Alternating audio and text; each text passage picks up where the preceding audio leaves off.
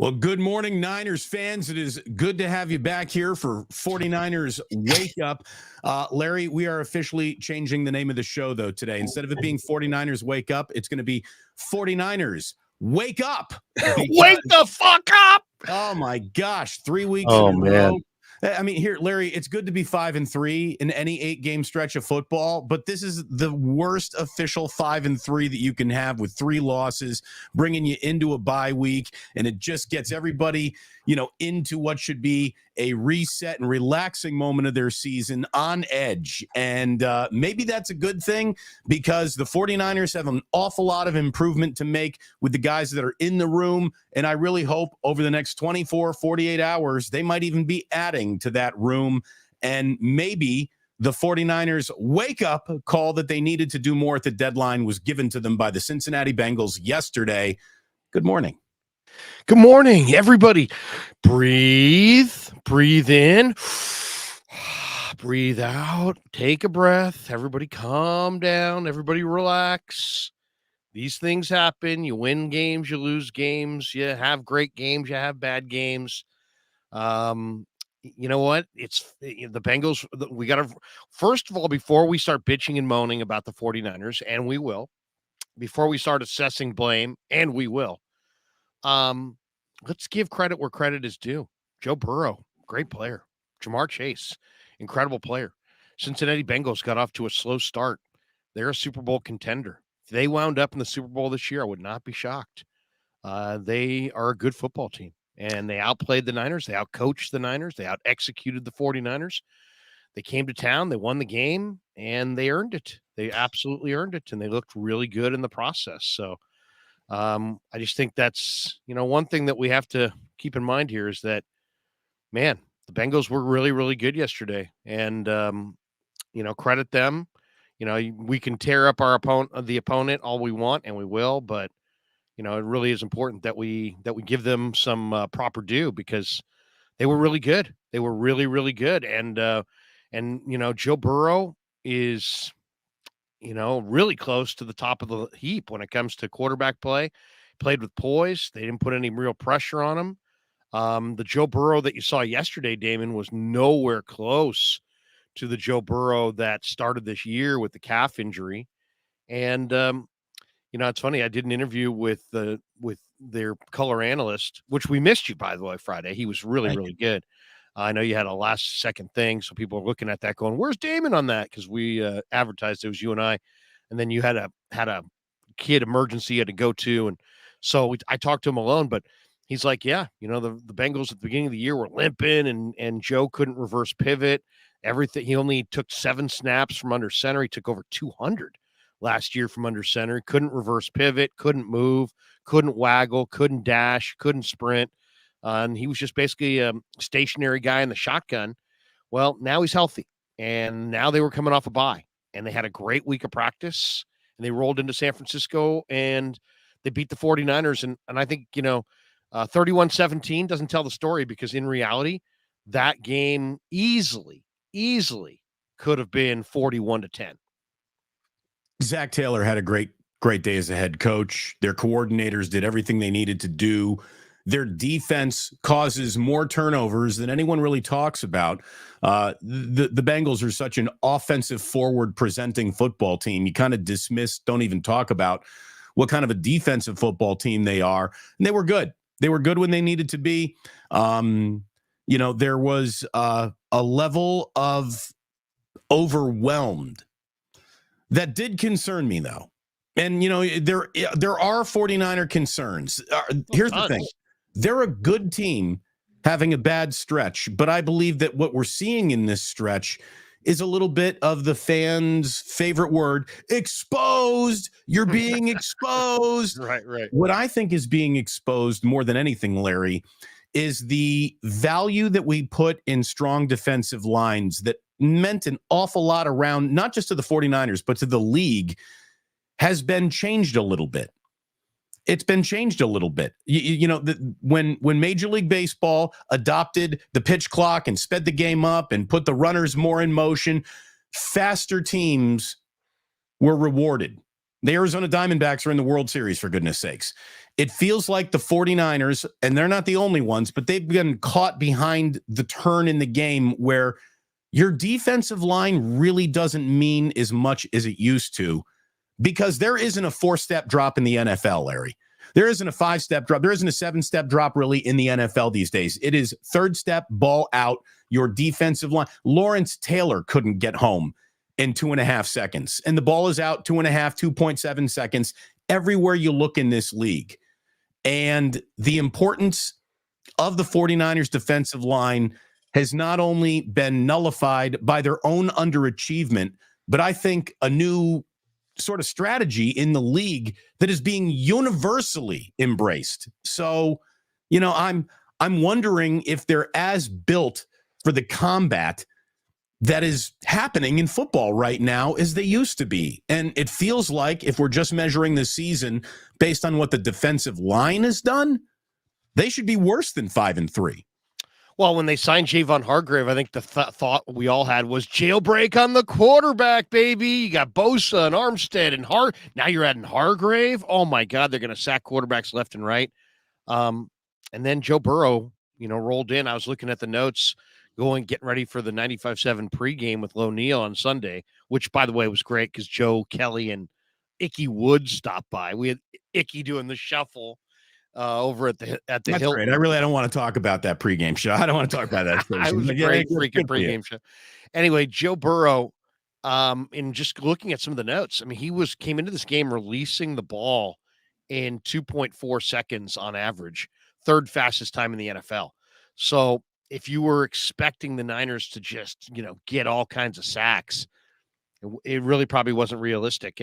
And you're right. I mean, I brought this up a few weeks ago and have been talking about it a little bit over the last year, which is it wise to make your defensive line the investment of investments on your roster when it can be so easily neutralized by getting the ball out? And then the other question that I think it begged and the follow-up is like, there's always a counter, right? So if Joe Burrow is going to get the ball out in 2.4 seconds, don't you almost have to hug up on the receivers, get up on the line of scrimmage and dare them to throw it over your head? And the 49ers didn't do that. And they just allowed Joe Burrow to establish this nice, comfy, cozy rhythm underneath. And it wasn't that the Bengals were moving the ball. It was the ease with which the Bengals were moving the ball. They had 3 things that were they could have leaned on all day. The short passing game, which they never really had to get away from. The run game, which, Mixon came in not doing anything, and he just bought up, best day of the year for him. Chunks of yardage by Mixon. And then the sad part about yesterday is the Bengals had a whole nother element that if the 49ers had defended it, they could have gone to, and that was the screen game. And we never really even saw them utilize the screen game with any regularity in this game because they didn't need to. If the Niners had hugged up on their receivers, if the Niners had taken away the run game and the short passing game, you were going to get a lot of the screen game, but they didn't even need to go to the screen game because they were so dominant running the ball and so easily playing pitch and catch to their bevy of great receivers with their Pro Bowl quarterback that they didn't even need the screen game. So that was the depressing part of that game, was that the Bengals kicked their ass. I mean, absolutely kicked their ass. When it was 14-10 at halftime, the Niners were totally lucky to be within 14-10. They had a missed field goal. They had a turnover in the red zone. That easily could have been 24-10 instead of 14-10 at half. They got thoroughly dominated in the first half of that game.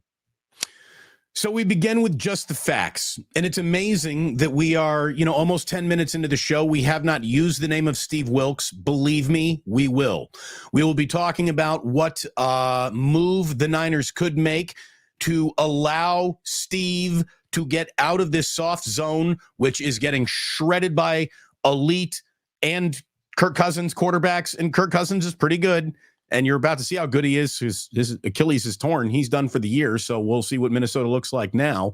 Poor Kirk Cousins, man. That's too bad. But look, just the facts, Larry, just the facts is how we begin, and then we'll get into the opinions of everything, because people confuse opinion with fact far too often. These are just the facts, and the fact is that 5-0 feel-good start, the dominant nature in which this season begun, has completely evaporated over the last 3 weeks. Now, that might be even more opinion than fact, but if you've been watching, you know that that's also a fact. This is not the same team that we saw in the first 5 weeks of the year. It's not even close. And you can point your finger at Steve Wilks all you want and the defense underperforming. The truth is that this is the first time since Kyle's first year back in 2017 that he's been held to 17 or fewer points in 3 straight games. And the thing is, that team, the 49ers in 2017, sucked. This one doesn't. So it is a little concerning that the team that began with all the 30 plus point performances has been stuck on 17, which, unless you're playing blackjack, is not something you want to really be stuck on, Larry. Yeah, no, I mean, this is an all-around deal. I mean, the Niners are struggling on both sides of the ball, and there's different reasons for it.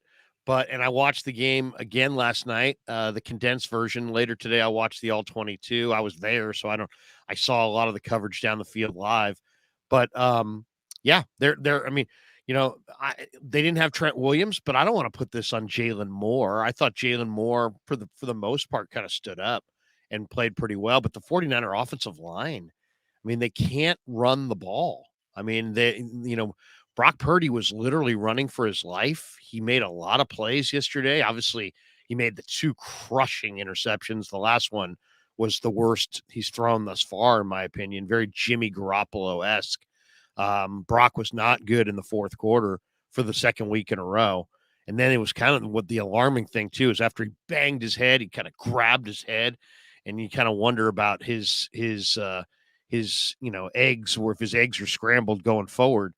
But, we'll get to that. But Brock was bad in the fourth quarter with the turnovers. Can't have those. Those get you beat. I mean, it's just simple as that. But that was hardly like the story. I mean, the 49ers cannot run the ball. They cannot. They tried to run on this team to the edges. And when I saw in the pregame that the Bengals had 3 of their 4 starting defensive backs run sub 4.3. I mean, sub 4.3, they got a ton of speed on the back end. I'm like, okay, so they're not going to be able to really run the outside zone to the edges. Sure enough, they tried several outside zone runs, got nowhere. And then when you can't run to the edges, Damon, and you can't open holes between the tackles, you can't run the ball. Brock Purdy was their leading rusher. Yeah, and under no circumstances should Brock Purdy be this team's leading rusher, which brings me to one of the oddest aspects of the box score as you open it up and start looking around. Well, what the hell happened? Everyone was talking about how the Niners offense just didn't do anything. Actually, that's not true at all. The most insane fact of the day is that the 49ers averaged 8.2 yards per play, which is their most in any game since 2021. Now, it's a little skewed. It is because they gained 69 yards. They gained 69 yards over the last 2 plays of the game. Right. And we'll get to those in a little bit, because I actually thought that those last 2 plays of the game, Larry, were the most negligent plays that Kyle Shanahan has run since becoming head coach of the 49ers. He should have taken a knee. The only thing you can do is dress your team up statistically at that point, but you're not about to win a game. You're not about to gain momentum back. All you are is doing is risking injury. Wait a second. If you take a knee, that looks bad. I don't care what it looks like. I don't care how futile it was. You keep playing the game. I do not take a knee, but I know what you're saying. I'll say this: don't bust out the box score and talk about the yardage and all that, because that's not it. The better box score to look at would be this one, or the better, it's the first half. Because even though the game also was played in the second half, that first half box tells a way more accurate story than the second half box. Oh, totally. But it is amazing that 8.2 yards per play, they gained more yards per play than Cincinnati did. And it felt like Cincinnati had their way all afternoon, and the 49ers were, they were the beneficiaries of a few big plays in between a whole bunch of plays that didn't do much. And I really did, Larry. I was angry at the end of the game, and I was like, I swear to God, let Brandon Ayuk tear his ACL on these 2 throwaway stupid fucking plays at the end of the game, and then tell me that you shouldn't have taken a knee. Well, yeah, you didn't have to use you could have gone, well, that's the thing though. In an NFL game, you only have so many guys up, but I agree that you don't want to put your guys in harm's way in garbage time, but I also agree that it's a worse look to take a knee than it is to like try to air it out and throw it down the field to somebody. But I agree. Yeah. What if somebody all of a sudden, wrenched something? But yeah, you got to keep trying. To me, it looks way worse if you're on your home field, alumni weekend, Eddie D in the house, and you're taking a knee to the Bengals. It looks bad, but whatever. It does look bad. But here's the thing: I ain't here for optics. I'm here for results. And God forbid you get a player hurt in a throwaway down. It's a throwaway down. Yeah. Anyways, Brock Purdy threw and ran for the most yards in his career. He also had 3 brutal turnovers. The interceptions on back-to-back passes were not glorious, as you know. But a career high, 365 passing yards. It's the most passing yards from any quarterback for the 49ers since their Super Bowl season back in 2019. He also had a career high 57 rushing yards. And for the second week in a row, you and I are left to say incredibly ridiculous stuff like this, but it's also kind of true. Brock Purdy was actually playing very well right up until he didn't. He really was. He was making anticipatory throws over the middle. He is trusting his receivers before they're even out of the break, looking at the ball. An awful lot of what you saw. Tony Romo was impressed right up until, let me tell you, what's his name? Jermaine Pratt. Yeah. Jermaine Pratt. Good player. What an interception. A tip drill to him. That was incredible. Now, did Purdy hold the ball and cook the grenade a little bit too long? And Eli Mitchell. No, he missed the handoff. It was a running play. The linemen were downfield. He should have just threw it into the turf because it didn't matter who he hit. If he had it was a penalty. The lineman downfield. He missed the handoff, and at that point, he just should have thrown the ball into the turf. Instead, he compiled his mistake by trying to make a play on a play that was already dead. Even if he hits Mitchell perfectly and Mitchell jogs in for the touchdown, it's all coming back on the penalty with the illegal man downfield. So he made a mistake there. That was a mental mistake. So yeah, that one didn't bother me. Obviously it was a turnover in the red zone, and that's bad. But look, they scored the next one bothered me, Larry. They scored a touchdown there. It's a tie game, and it's a whole different ball game, So, right. But that he's trying to make a play there, but he's got to know that was a mental mistake. When you miss the handoff, that play's dead, and the ball needs to go into the turf, and that was the mental mistake. And he's thinking, make a play, make a play, make a play, and he compounded his mistake with a mistake that was exponentially worse. Yeah, that one really, really hurts. The next one, though, was the one that makes you go, uh-oh, but I thought the interception to Logan Wilson where, he was going against Jennings and he thought Wilson was going to peel off, and instead he stayed with Jennings and he threw it right to him, very Jimmy Garoppolo-esque, didn't have a count of the defenders. That to me was the worst, of the two. I thought that one was the worst mistake.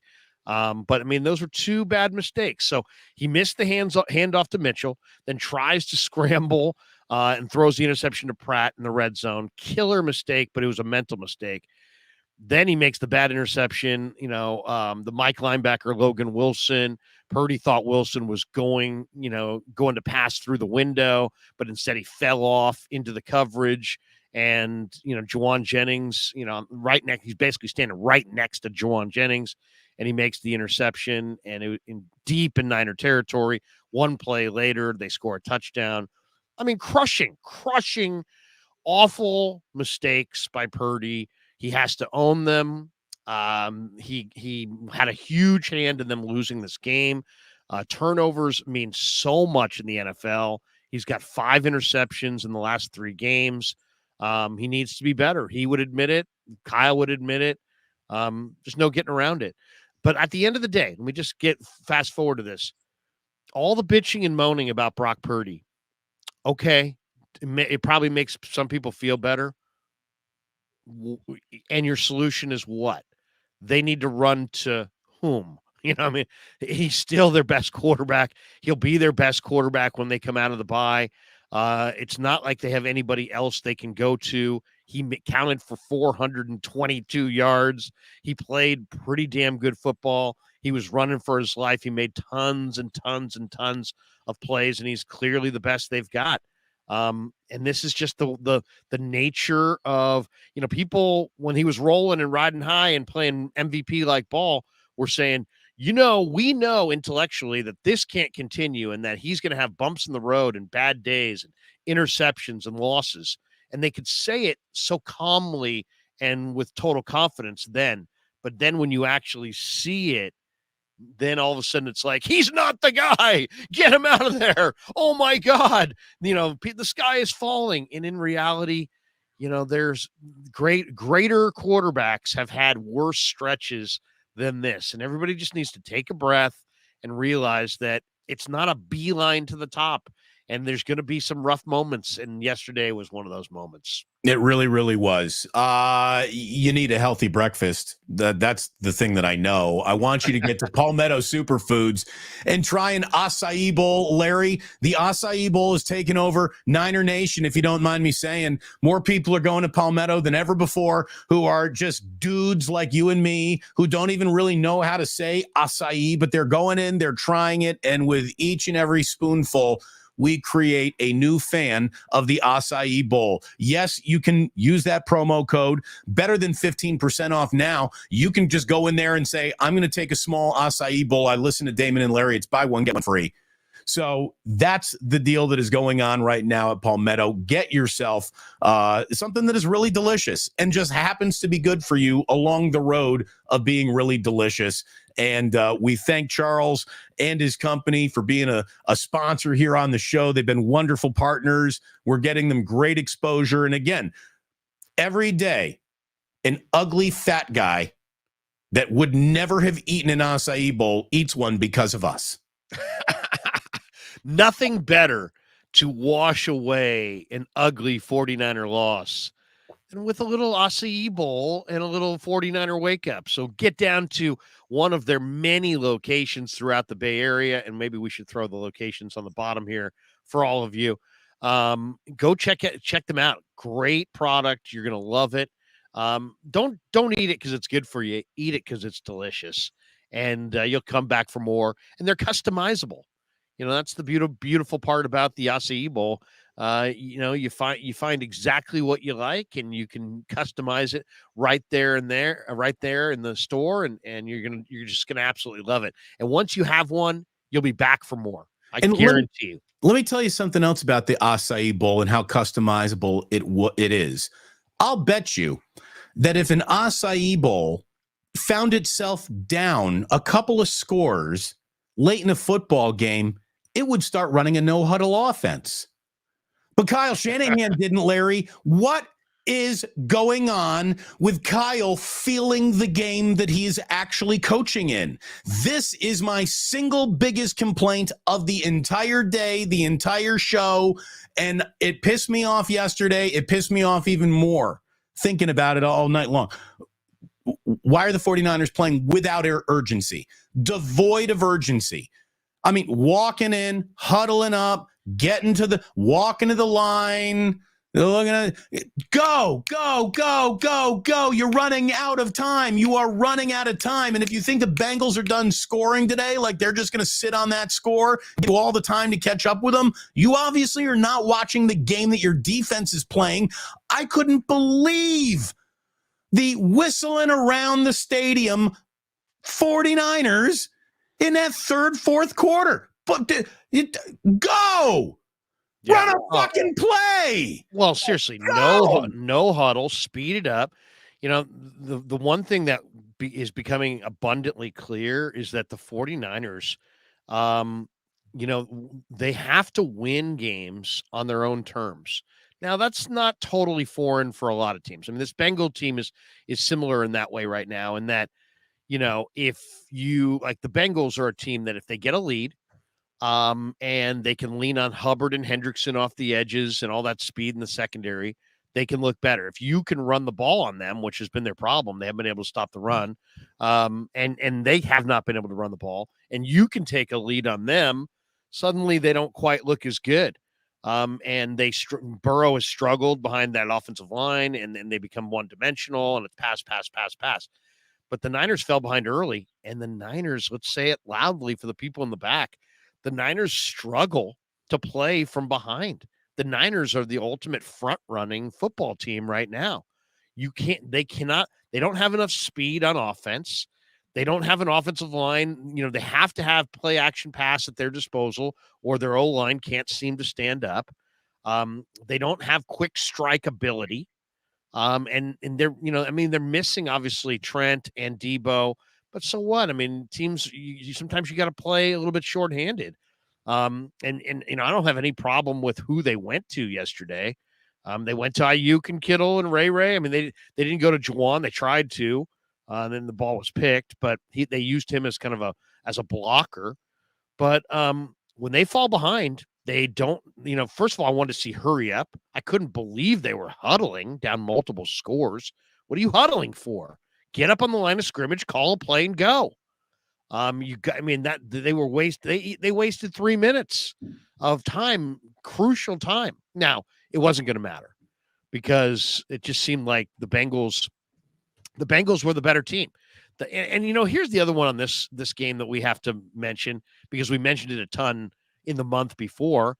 This game was set up for the Bengals to win. Say it again. This game was set up for the Bengals to win. No excuses, but the Niners are coming off the short week, traveling back from Minneapolis. Bengals had 13 days to prepare. They were sleeping in their own beds. Talked to their color analyst. He said they had great practices leading into it, and they came out sharp. They came out sharp and fresh and rested and focused, and the 49ers were limping into their bye week and were banged up and hurting, and their quarterback's coming off a concussion. And, man, it showed. It absolutely showed. The Niners could not run the ball. They could not stop the run.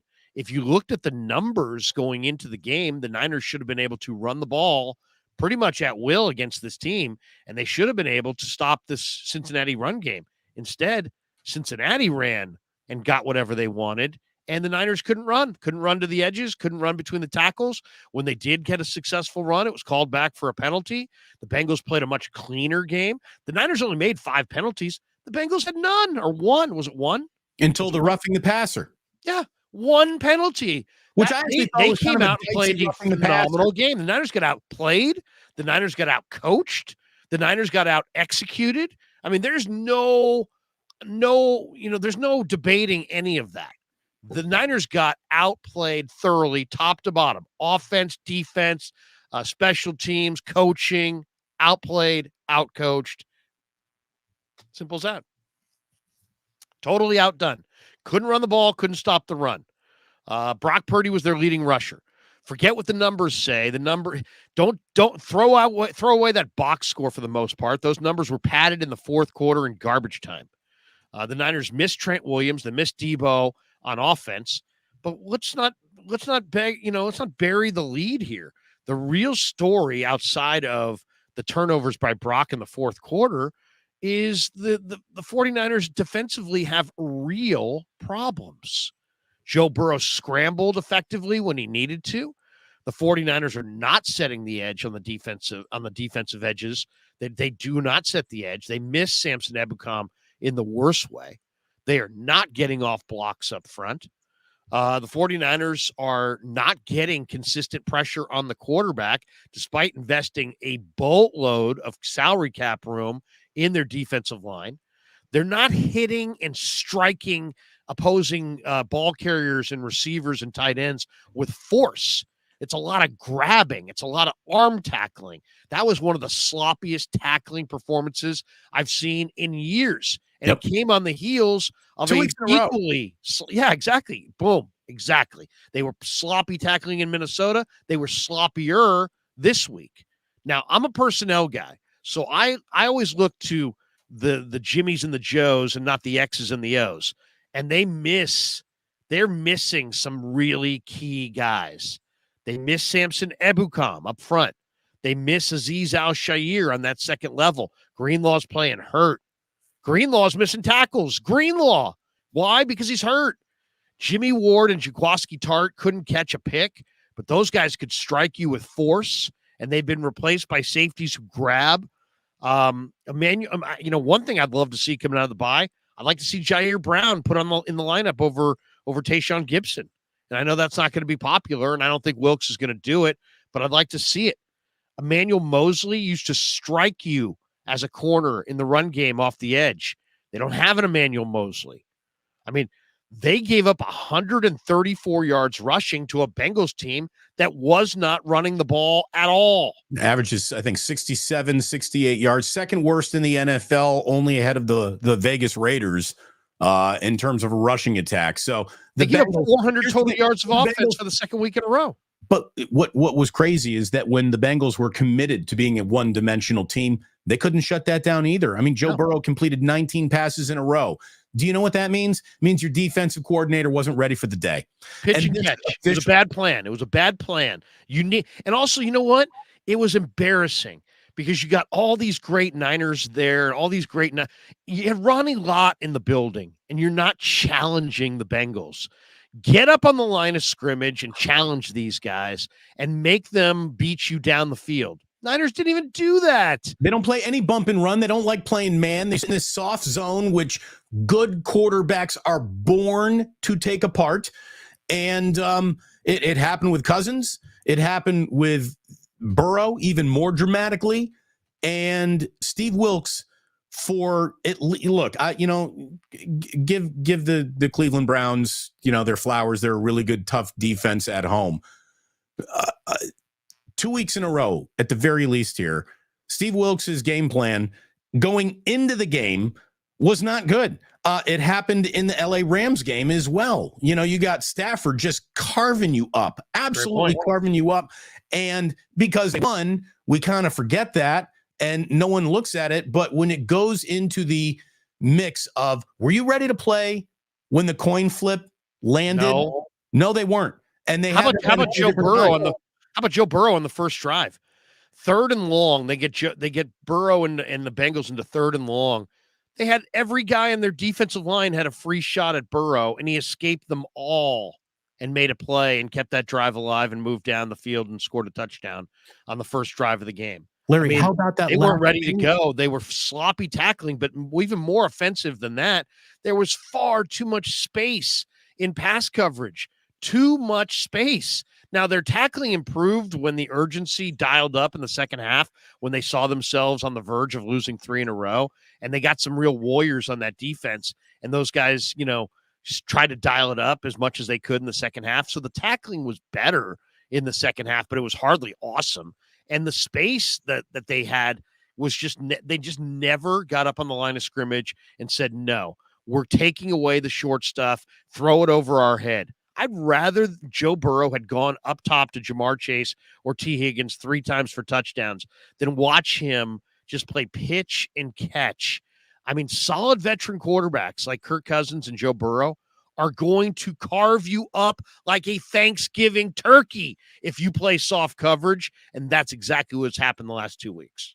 And you should have known that going in is, I guess, my point, Steve. Absolutely. And look, Steve Wilks is not D'Amico Ryans. He's not Robert Saleh. He is not about to put himself in position to ever be hired as a head coach in this league again. I think, and this isn't a fire Steve Wilks, because there's no, you don't pick up a new defensive coordinator in a bye week in the middle of a year. Like your team is on the field, folks. Purdy's not going anywhere. Kyle's not getting fired. And Steve Wilks is probably not getting fired here. But he is not state of the art. Full stop. There's Well, a you got reason why to he's a change the plan, journeyman man. head coach. There's a not head coach, but there's a reason why this guy has worked for just about everybody in the NFL, because everybody looks at about a year of him and goes, yeah, that's enough. That's about enough, Steve. Thank you very much for your service. I like Steve, okay? And I think Steve is a straight shooter. I got respect for Steve. And I talk to him every single week, and I ask him questions every single week. And but what bothered me about his resume when I saw it is how many different stops he's had in the last 10 to 12 years. There's a lot of moving around there. Value add coaches don't have U-Haul on speed dial because they don't need it. All organizations find a way to keep their most valuable employees, whether Right. you're talking about football, radio, anywhere. You keep your most valuable employees for the most part. There one radio station in particular didn't do that, Larry, but okay. No, if you can't afford them, that's one thing. But if you but I mean, seriously, if somebody's producing for you, and they're like number one in afternoon drive, you keep your guys. You know what I mean? You don't just say, well, we can't afford them. But everybody's got a budget. You got to live within a budget. I get that. But let me just say this. When you see somebody, I mean, and everybody knows this is true. I don't know what business the people in the chat are in or people watching this are in. But if you do personnel and you do hiring, do you want to see somebody who's worked in 3 places over the last 15 years? Or do you want to look at somebody who's worked in 14 places in the last 15 years? And when you see 14 places in 15 years, that does kind of make you pause and say, well, wait a second, this person has moved around an awful lot. Is that by choice? Is that because the message doesn't resonate after a year? Is there some flaw going on there? And I don't know Steve well enough to say he's not this or he's not that. All we have are the results right now. And the results are they took somebody from the outside world. They didn't promote somebody from internally. They had Robert Saleh and they promoted D'Amico internally. Then D'Amico left and they didn't promote Steve internally. They went outside their organization. When you go outside your organization, there's different ideas, different approaches, different everything, and you don't know exactly what you're getting. It's a little trial. It's a little, trial by fire, and a little, you learn as you go. What we're learning right now is that the plan that they have is not good enough. The rush is not getting there. The coverage is not tight enough. Damon, we can talk about everything we want on the offensive side. This defense was supposed to be one of the great defenses of all time. They've given up 1,000+ yards in the last 3 games. 1,000. So, there needs to be some deep soul searching here. And then the question is that there's some urgency this morning. Why? Because today is October 30th. And you know what that means. Tomorrow is Halloween. And by the way, watch closely as you're driving around on Halloween for all those little munchkins walking around in the twilight. We don't want to see anybody get hit by a car. But at the same time, it's also the NFL trade deadline day. And now you got to ask the question, and I saw somebody brought it up. It's like, does yesterday's performance make John Lynch more apt to want to make a trade or less apt? It's like, are the 49ers one player away? It's hard to make that argument this morning, isn't it? And it is, like, what do you do if you're John Lynch? They are already pot committed to the year. You can't pull out of the poker game now because 3 bad hands in a row. There are 9 weeks of football left. The amount of this could be a great year is still very much out there for the 49ers. This is it. They have this year as their Super Bowl window. But how much do you want to leverage it? You only have so many picks. They've already leveraged it. The leverage has already happened. There's, how much more do you want to go down? I mean, here's the thing. The Niners have an older left tackle. He's great in Trent Williams. And they have kind of a replacement level right tackle in McKivitz, who I really like as a guy. But, I think realistically, if you're the personnel czar, you have to say, well, you know what? We kind of want to keep that number 1 pick because the only place you can find an offensive tackle these days, for the most part, that's any good, is in the draft. And you probably got to have a top 25 pick to get that player. So do you want to trade in that piece for, for a trade to add to this team? And then if you do, here's the other big question. you already have a lot of money invested in your defensive line. Are you going to invest more in your defensive line that can be so easily neutralized? Like if they traded for Montez Sweat, and I think, there's a lot of talk. Diana Rossini says that Montez Sweat's on the market, and he's a guy that I've said they should go after since training camp. And the talk is the Commanders want a second-round pick, and that the Falcons offered their third, and there's a couple other teams that may also have offered their third-round pick. If you want Montez Sweat, and believe me, Drake, I love Drake as a guy, but he ain't getting it done. And, was Randy Gregory even out there yesterday? And Nick Bosa is not getting it done. So what do you do? So, hold on. You need some edge rush, clearly, but is another edge rusher exactly what you need? No. Or do you have to get another corner? Or is it time to change your defensive plan? Or do you get both? Do you go for corner and defensive end? I got really bad news for the Niners. Defensive linemen aren't worth half of what you're paying them. They're not. They're not anymore. The league is changing right in front of our eyes. So you get a corner. You get another linebacker. You get another whatever. They need help at all three levels. They need help in their secondary, I think, more than they need it anywhere else. You go get another corner to play against Mooney Ward, who, by the way, needs to start playing an awful lot better, or none of this really matters himself. He can't play coverage without committing a penalty. No, he is. He committed like 3 straight penalties to start the second half. I think only got called on one of them, but it was like, oh wow, that's PI. No call. Oh wow, that's PI. Oh wait, no call. Oh, there's PI. Oh, here comes the flag.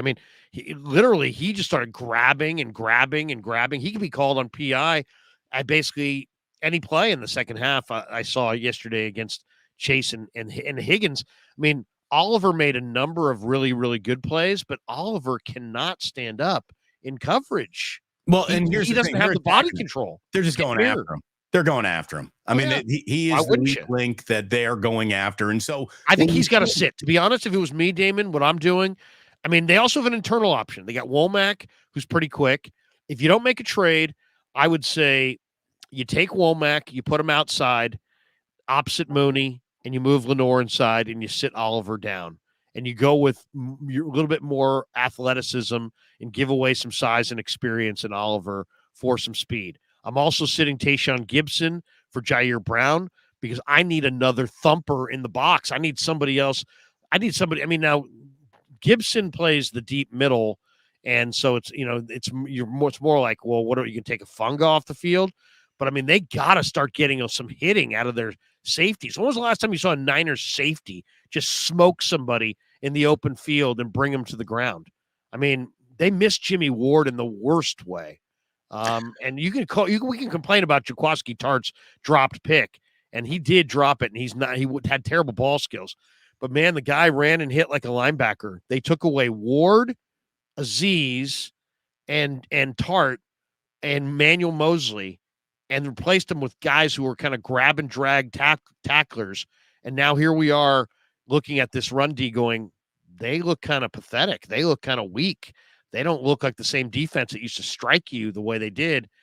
And it's all personnel based, I think. I think they need to make a move to get better in their secondary, and they owe it to this year. Again, football teams understand the flow of a football season better than football fans do. And 3-game losing streaks aren't good, but they're not the most uncommon thing in the history of football either. I really do think, Larry, this is a good football team having a bad stretch. The bye week couldn't be better timed for them. It's exactly what they need. And they need to refill the tank on Christian McCaffrey, who, by the way, did not have a good game yesterday. Congratulations on his touchdown streak. We'll get to the accolades. Again, this isn't a day to hand out a lot of bouquets, but a few guys do deserve them, and we'll talk about that later. But Christian McCaffrey is phenomenal when he hits the hole. He can't make a hole for himself. But a guy like, JP Mason maybe could. Who's he? Well, I wanted to ask you, I haven't seen him in a long time. which guy Is he took on the a team? dump? Which guy took a dump on Kyle Shanahan's front lawn? Was it Ronnie Bell or was it Mason? Because I haven't seen either one of those guys in several weeks now, and you're dicking around with Ray McLeod, who is a gadget guy, special teamer's fantastic. As your third wide receiver, you're in trouble with Ray. All right? I mean, Let's not blame Ray. Ray's they're different, Damon. Ray's so much faster than Ronnie Bell, and they need more speed. I don't have a problem with Ray at all. I think Ray is doing what Ray can do. I would like to see Ronnie Bell spotted a little bit more. Yeah, I don't even know what Ronnie Bell can do. They need more. It's not that they. I mean, I like Ronnie Bell. Don't get me wrong. I really like Ronnie Bell. I think he's got a nice little future, but he's more of a possession guy. He's got great ball skills. But what they really lack right now is they lack that dynamic. They lack the dynamic receiver. 65 snaps either. You know what I mean? How about just a handful of plays? Maybe dial up one or two plays with him as the primary and see if it pops and see if you get him involved. Yeah, he's got great hands. He's got great ball skills. I'll say this. I watch practice all the time. Ronnie Bell can catch the ball and get 2 feet down as well as any 49er receiver. I mean, he's a very refined young player, which is shocking that he's not playing to some degree because he is so refined. He's not playing because he lacks refinement. He's very refined, but they need speed. Shanahan hates rookies. He hates rookies. He does. He hates. I don't know about that. I mean, he played Burford last year as a rookie. You know, I mean, but for the most part, I mean, I don't understand the JP Mason. JP Mason looks like a monster. Well, and why doesn't he get a few touches? Not only does Mason look good in the rare moments we've seen him, Elijah Mitchell looks like he forgot how to play football. He is the biggest. He doesn't add a thing. He is 3 catches for negative. He's 3 runs for -2 yards. You know, every time I'm looking at, he doesn't even get the ball back to the line of scrimmage, much less actually do something beyond the line of scrimmage. Elijah Mitchell is not helping the 49ers play football at all. He doesn't. I mean, he's not a powerful runner who pushes the pile, and the holes aren't there. So you've got to create a hole for him to run through. I mean, I'll tell you the play that I really hated watching, and I saw it yesterday, and I'm like, did I see that right live? And then I watched it over again, and I'm like, oh my God. DJ Reader just threw Jake Brendel back into the pile on that short yardage play on the first drive. I mean, it's one thing to say you don't blow a guy out of the hole. It's another thing to say that your center's getting ejected, you know, off the line of scrimmage. You mean that film is got stuffed on 3rd and 1? Yeah. Yeah. Yeah. And then because that play doesn't work, and then you have that little gadget, use checks in motion. He takes the snap. That was out of necessity. But that didn't really work either, even though it. Well, no, they got the first down, but like for a minute, they had to do that, Damon, because you got a quarterback with a concussion, and you can't go quarterback sneak there. So, I've been pushing for that. Period. It's just like, you know, the Eagles say. I mean, that's the other thing too. The Eagles are like, "Hey guys, we're going for short yardage here, everybody. Hey, we're going short yardage, and then try to stop it." Ha ha ha. The Niners are like, let's stealth. Let's be super stealth about it. Why not just take your quarterback off the field at that point and go with the tush push? If you're going to do it, don't try to fool somebody with it. Just see if you can, nobody wants to have anybody's feelings hurt, but Feliciano is a bigger, broader, stronger center. Maybe you put him in and you put Juszczyk in and you do your own version of the tush push. Instead, here's the thing. You need an offensive line that moves mountains to do that. This offensive line isn't even pushing hills around. Yeah. They're not. I mean, that's the challenge here, because it's like their offensive line in the interior, Burford, Banks, and Brendel, they're not opening run lanes inside. And then when you get a team like Cincinnati that has 3 guys who run sub 4.3 in their secondary, you can't get to the edges. So wait a second. You can't run to the edges and you can't run between the tackles. What are you going to do? Brock Purdy's your leading rusher. I mean, Brock Purdy for 3 quarters was like the best player on the field for the 49ers. I mean, he made play after play after play. He ran. He was their leading rusher. He created. He had free runners coming at him. He sidestepped them. He made several plays, and then it just ran out in the fourth quarter. And he's got to own those horrendous turnovers for sure, and does.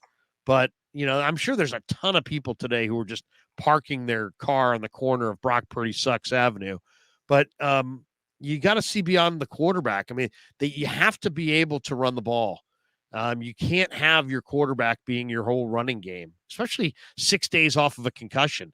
I mean, every time he ran, I was like, are you kidding me? Your quarterback who was concussed on Monday is running through a sea of defenders. But that's the sense of urgency he was playing with yesterday. He's just trying to make a play. But they could not run the ball on a Bengal defense that they should have been able to run on. I think a fair criticism of Kyle is that he just gets predictable. He got predictable, and he tries to run too much on first down when there's nothing going on. Tony Romo on the broadcast even was like, they need to go play action. They need to throw a little bit on first down. And what do you know? 3 first downs in a row. They did that. They're picking up decent chunk yardage, and then it's right back to McCaffrey doing nothing in between the guards. And look, when you basically have Kittle, Ayuk, McCaffrey, and that's it, and no one else is really even involved, you become predictable. You become easier to stop. Where is Kyle Shanahan's, where is the play that's on the back of the napkin that is oh, fuck, never saw that before? He doesn't have those this year. He does not have those this year. I thought he had a beautiful middle screen last week to Dwelly, where everybody thought he was going to throw it outside, and he threw it to Dwelly inside, and he got a nice little play out of that. But yeah, I want to see a little bit more creativity, but they lack dynamic playmaking on the offense right now. They lack speed. They lack a big playability. So that's the other thing too. It takes long. Look how long it takes for them to drive the field. They don't have that quick strike ability. You watch the Dolphins with Tyreek and Waddle, and you're like, wow, they can just strike instantly. The Niners can't strike instantly. They have to drive and drive and drive and drive. But, that was bothersome. But I'll tell you what's really been bothersome the last couple of weeks is, and I could have told, I did say it in the pregame on both games. I said, if the Vikings have success running the ball, it's going to be a long day. First play of the game, Alexander Madison for, 18 yards? Yeah, 18, 19 yards. Yesterday, I'm looking at the thing, and they got Chase, and they got Higgins, and the Niners have this secondary that's banged up, and Burrow, we know, throws strikes, and Burrow and Chase have this unbelievable telepathy because of their college days. And I'm thinking to myself, as I'm looking at the offensive profile, I'm like, if the Bengals can run Mixon with success, the Niners are going to have a really hard day at the office. Sure enough, they ran Mixon up the middle, and there was no resistance. He's just running by guys. So the Niner run defense to me is like, that's the concern primary, because it starts with the run, right? If you can't stop the run, you get nothing but the run sometimes. The Rams ran it effectively on them in week 2. The coverage was soft against Puka Nacua, and it was Stafford and Nacua playing pitch and catch. And that was kind of a picture of what was to come. Then they somehow got it rolling against Arizona. They crushed Dallas. And all of a sudden we're all thinking, hey, you know what? People were like, hey, if you were going to bet, the Niners would lose 3 games or they're going to run the table, what would you bet on? And people were like, they're going to run the table. And now here they are 3 weeks later, and they lose a battle royale to a really good Browns defense. And then, lose to the Vikings, but their defense, their run defense the last couple of weeks is just unbelievable. Look, 27 carries for 134 yards for the Cincinnati Bengals. They were in the top 2. The Niners were in the top 2 in run defense in 2021 and 2022. Top 2. And now they're getting gashed by teams that can't even run it. The week before the Niner game, the Bears allowed 2.1 yards per carry to Minnesota runners. And then Minnesota ran for a ton of yards against the Niners. So to me, we can talk about a bunch of things, but it starts right there. The Niners better figure out which 5 linemen give them and which running backs and which play calls give them the best chance to run the ball on offense. That's where this improvement starts. And they better figure out what their best alignment is on defense to stop the run. And if they don't have those players, they should go trade for those players, because run the ball, stop the run is still the major tenets of winning football, and everything kind of stems from that. And right now, they're not doing either. Want to welcome everyone who just got in here, joining us as your morning goes along. 49ers Wake Up has officially been changed. Our name is now 49ers Wake Up. Damon, Bruce, Larry, Krueger, please hit that like button, hit the subscribe button, especially Larry, your vast audience. Boy, come on over and subscribe to Damon Bruce Plus. I would really appreciate that. We grow, you grow, we're growing together. This is the most consumed day after 49er show on the internet. So thank you very much for choosing us. And thank you very much for choosing to patronize our sponsor, Palmetto Superfoods, a delicious acai bowl. Never thought I'd be in the acai business, but here we are. Never thought the Niners were going to lose 3 in a row this year, but here we are. And look, all I can tell you is that it's good. It's good for you. It's delicious. You're going to like it. Your kids are going to like it. Your girlfriend, your wife is going to like it. Your grandma's going to like it. And you're going to like it. You could be the most barbecue pounding, meat eating, I don't like vegetable dude in the world. Al Michaels. You're going to like an acai bowl. You really, really will. These things are delicious. So try one and only get one from Palmetto Superfoods, because they do it better than everybody. They absolutely do. A bunch of locations, and don't eat it because it's good for you. Eat it because it's good. And that's what I would say. And it's an absolute perfect thing to wake up to. You don't need the greasy spoon. Go get yourself an acai bowl. Start eating healthy, and you're gonna love it.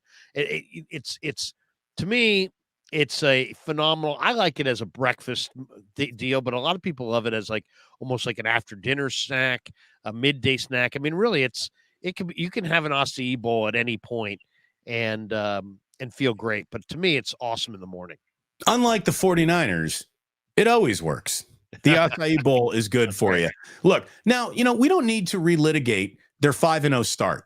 Like, I don't think that was an illusion. And I don't think that the 3 straight losses is now the defining feature of this franchise either. It's a football season. It ebbs, it flows. The worst teams in football are this close to the best teams in football. Do I got that for everyone? Did everyone see that? Is that in focus? This is the margin in the NFL. In other sports, it's like this. In the NFL, it's like this. So, yesterday, the Kansas City Chiefs went and played you have 0 shot at any point in time in this game. You are not winning today. We all see that, and it's easy to see. Game against the Denver Broncos. The Kansas City Chiefs got beaten up by the Denver Broncos. The Chiefs are better than the Denver Broncos, but it didn't matter yesterday. So it is a razor-thin margin league, and that's where coaching, that's where scheme, and that's where players making plays needs to take over. And the Niners were deficient in all 3 phases of players making plays. I'll tell you, there were 2 specific defensive plays that just concerned me, Larry. The Joe Burrow escaping 3 sacks on 1 play. Like, you got to bring him down. You got enough talent on that defensive line you can't have 3 dudes bouncing off Joe Burrow. That was bad. And the other play that I'm like, what is going on?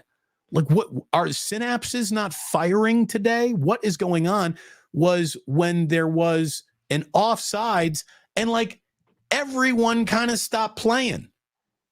Everyone stopped playing. Is there a whistle? Is this a live play? Are we doing it? Well, Joe's rolling out. Should we chase? Yeah, let's chase him just in case this play's still happening. But like, you had guys standing up with their hands on their hips instead of playing football in a live down of football.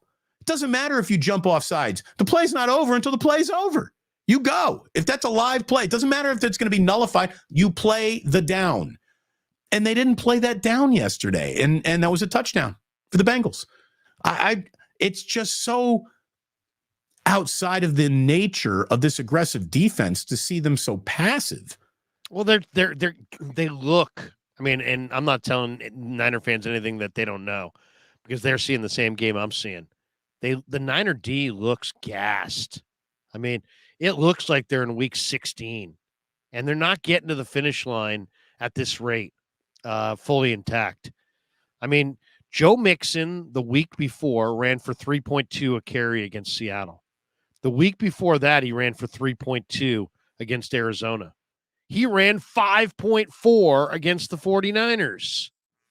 So, I mean, we're talking about 2 extra yards a carry, over 2 yards a carry, more.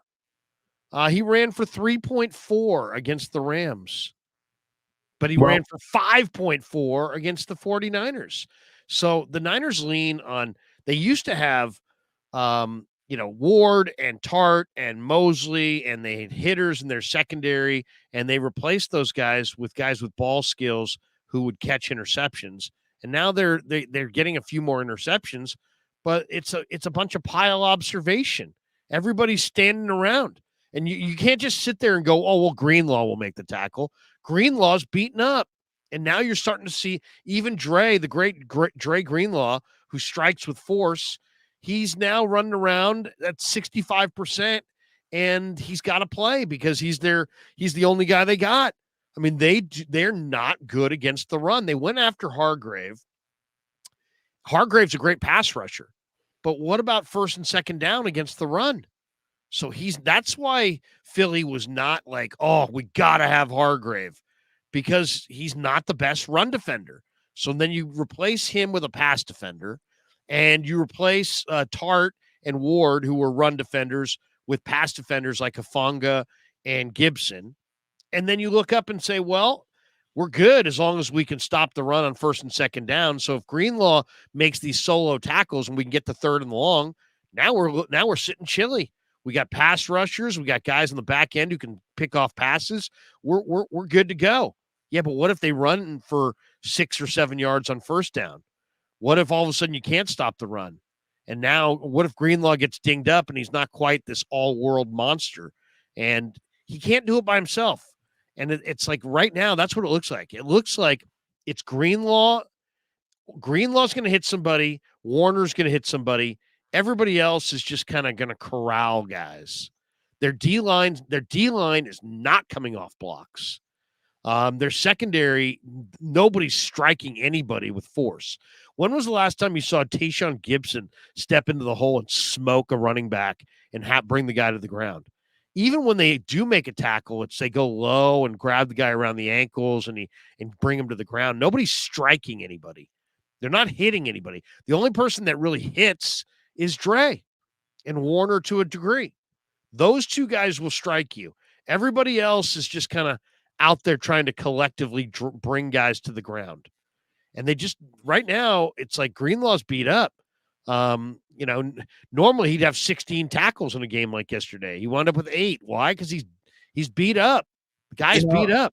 Look, I'm not saying that Steve Wilks has made this team a worse tackling team, but when you start playing space, when you start playing space instead of playing the player, it makes you softer. It really does. They're defending blades of grass, not their opponent.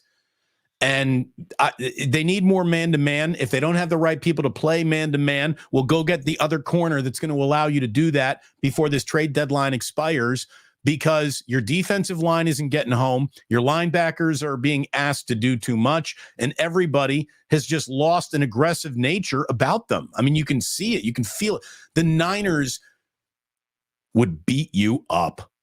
They haven't, there's guys not even showering after playing this 49ers defense. Again, the Bengals gained 138 yards in the first quarter, averaging 8.6 yards per play in the first quarter. They only had 1 third down in the first quarter because they were first and second downing the 49ers to death. Yeah. So the Niners had no resistance off defensively in this game. No, they got absolutely gutted. Right, gutted on their home field with Eddie D in the house, with the great Ronnie Lott in the house. They got gutted. gutted, and it was embarrassing. It really was. And it's like, now the question is, what does Lynch do? Now, to me, there's is Denver going to move Patrick Surtain? Is Indy going to move Kenny Moore, who's a terrific slot corner? I don't know. That's kind of plan A. Plan B would be like, can you get Jalen Johnson out of Chicago? Plan C would be, is Sean Murphy Bunting gettable from Rand Carthon in Tennessee? I mean, you gotta help your cornerback room, or do you lean on Womack and Luter? I mean, Luter's never even played, probably not. Womack is a second-year player. He's kind of small, but he definitely could cover. And then up front, I mean, it's a rush and cover game in the NFL always, in that order. You have to put some rush on, and you got to cover behind it. So can you trade for Montez Sweat? Are you willing to trade your number one? Because that's what it's going to take for Brian Burns or Danielle Hunter. I mean, for another I would definitely player, try to get Azeez Al-Shaair back from Tennessee if I could. I can't imagine they would trade him. Why would you add another defensive lineman? Because right now they're not getting home, and they're not getting anything out of their defensive front. I mean, Larry, you can add Lawrence Taylor, you can add Bruce Smith. They're not getting to a quarterback in 2.7 outside of Myles Garrett. You're gonna need both. That's what I'm saying. You need both. You need better coverage. You need tighter coverage. You need to challenge people at the line of scrimmage. But I'll say this, that's on defense. On defense, you got to challenge people at the line of scrimmage. You probably need one better cover guy to do so, because Oliver just can't cover. And then I think you need another premium rusher. Now, I would trade my second-round pick to the Commanders for Montez Sweat, and then I would sign him to a contract extension, even though he's a free agent at the end of the year. Now, that's the concern, is that you don't want to trade your second-round pick and have Sweat walk away at the end of the year. But I think Sweat is worthy of a long-term deal. So I would sign Sweat. I would trade that second-round pick, jump the line. You're in your Super Bowl window. As you said, you're already invested in this year. You're already far enough down this road. If I'm John Lynch, that's the move I'm making. I'm trading my second-round pick. You really want to spend another $20 million a year on a not as valuable as they used to be defensive lineman? I think it's a rush and cover game, and you got to have the bookends. You really do. I think you got to have rushers. I think they need to cover more than they need the rush. They've got. Yeah, but here's the thing, Damon. They have two guys in Luter and in Womack that they really like, that are coming back. So there is some expectation that they might be able to, bring. They have some guys that they're good. They've got some reinforcements in-house there. There's no reinforcements on this defensive line coming. And Drake Jackson has been colossally disappointing. And I mean, I love Drake as a guy. He's a terrific guy, but he's been hugely disappointing. They don't have that second edge piece. And so, and then, Bosa's got to play better as well. I mean, Nick's just not getting home either.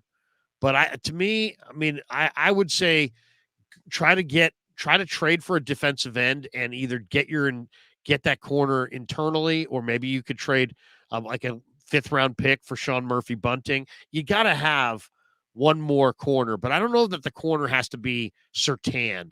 It could be Dante Jackson. It could be Sean Murphy Bunting. It could be somebody. Here's the thing, though. It doesn't have to be a true number one. I'm going to hold us accountable. Okay. I know the hosts usually don't do that. 4 weeks ago, we're talking about, is this the most talented roster in football? It might be.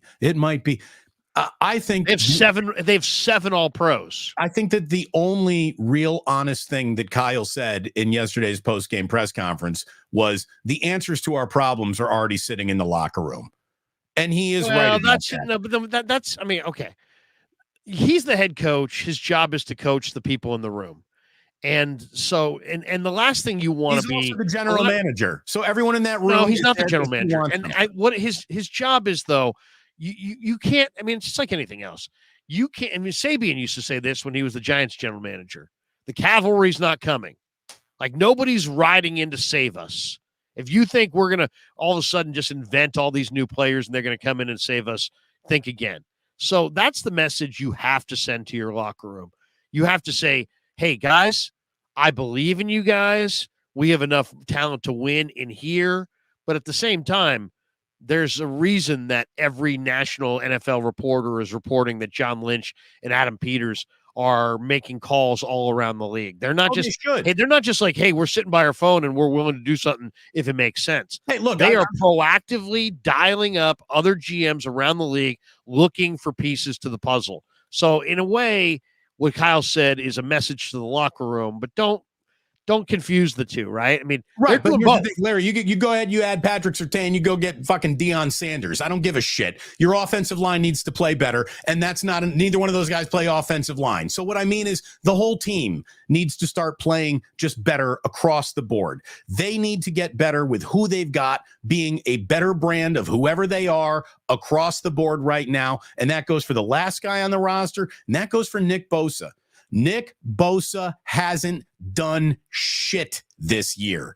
And by the way, JJ Rader, it just makes me laugh. Yes, Damon, hold Larry accountable. He's the reason I eat pig in a pickle too much. It is your fault, Larry. You're just packing on pounds. This is why we do the acai bowl too, because one giveth, one taketh away. Exactly. Okay, well, let's talk internally though, because you're bringing up a good point. It's the internal improvement versus the external additions. What can they do internally with their talent to change their fortunes? Now, there's two ways to look at it. Do you think that their fortunes are where they're at because of personnel, or do you think it's because of scheme? If you think it's because of scheme, then you got to have meetings about, what plays to run, what coverages to run, what's your mindset, there's that. I think it has something to do as well with the players themselves. So I'll give you a couple of examples of changes I would make. And I love Jake Brendel, but I think I would start John Feliciano at center coming out of the bye. Feliciano's a bigger, broader, stronger, give you more push in the run game. He's a center. He's not really a guard. He can play both, but I like him better at center. And I know Brendel was a Pro Bowl alternate. I know he's smart, but I think I would go from Brendel to Feliciano. I did not like seeing DJ Reader shove Jake Brendel 4 yards off the line of scrimmage. And if he can do it, Fletcher Cox is going to be able to do it in week 13. And you got to have some of these wins. So I'm not blaming Jake, and I love Jake. I think he's a good man and a good football player. But I think I need a little bit more power at the point, and I think that's my first change is I'm going to Feliciano at center over Brendel. That will be my first change to the offensive line. I'm trying to get Trent back, obviously, as fast as possible. I think he will be back after the bye week. Hopefully you get Debo back as well.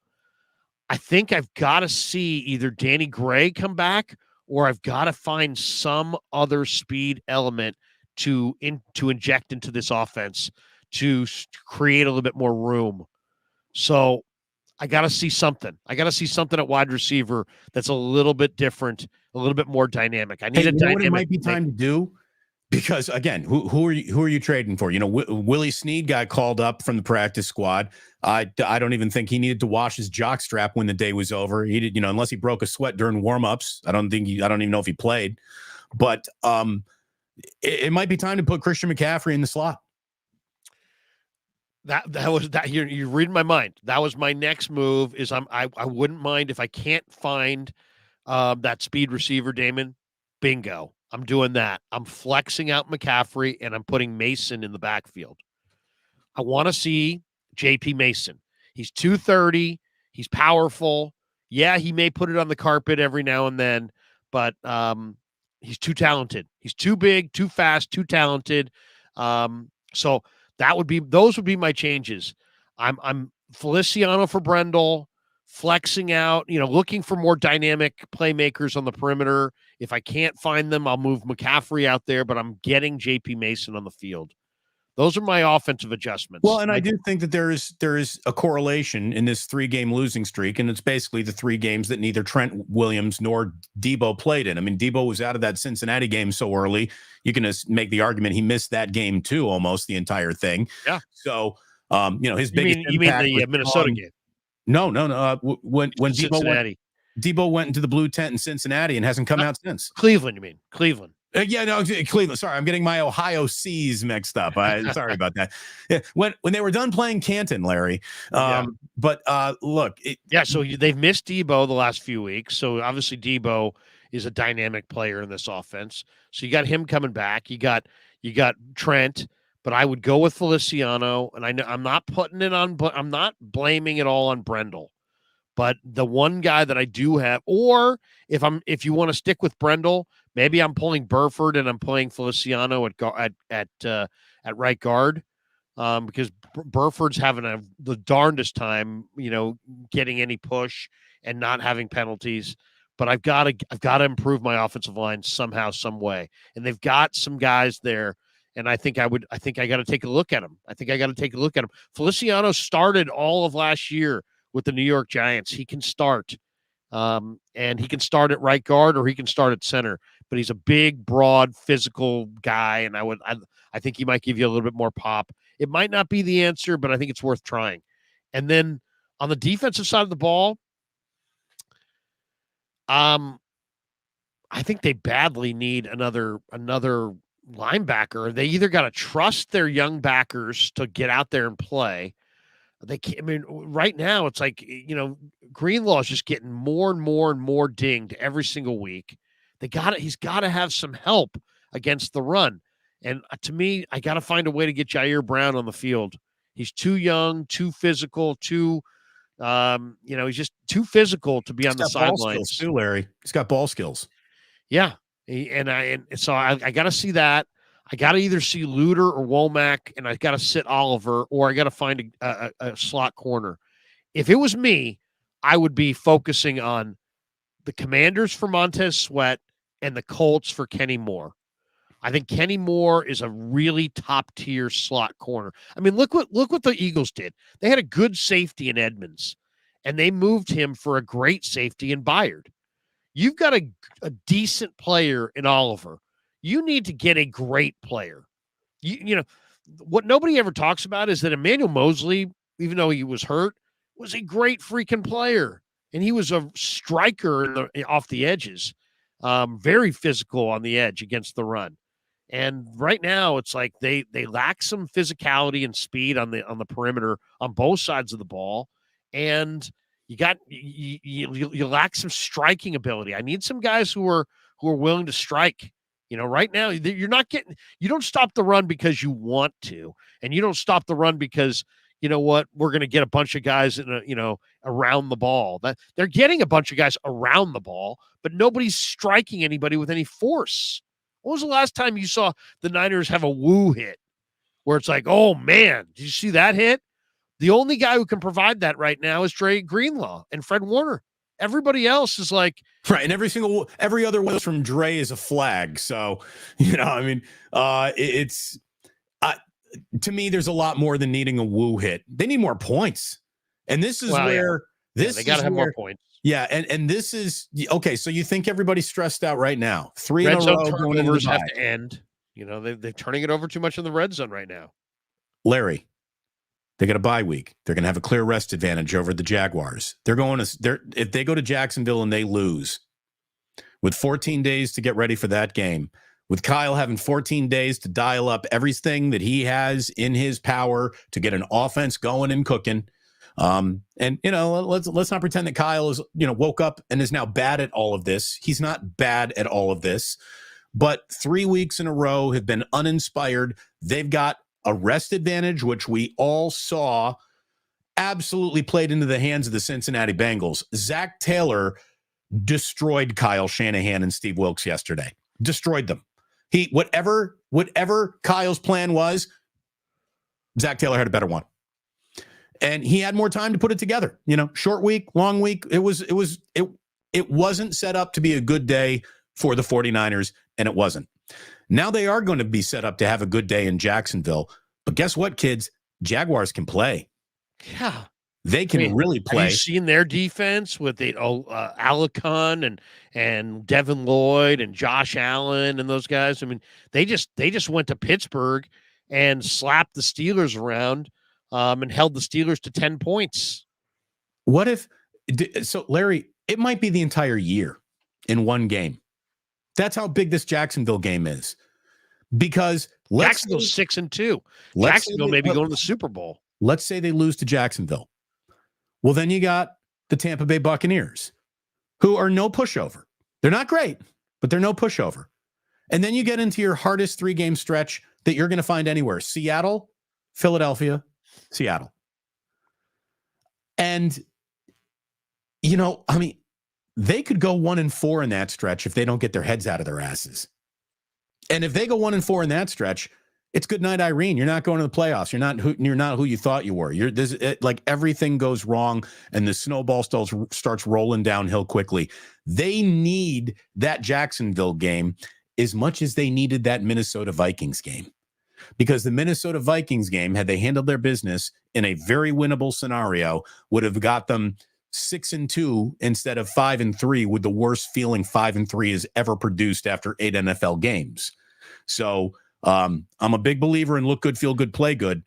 When you have every advantage coming out of a bye week, if they go and lose in Jacksonville, the amount of holy shit, this isn't working out is going to be as tall as Mount Everest.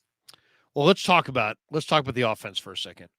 The Niners began the year by scoring 30 points in each of the first 3 games. Over the past 3 weeks, they've scored 17 points in each game.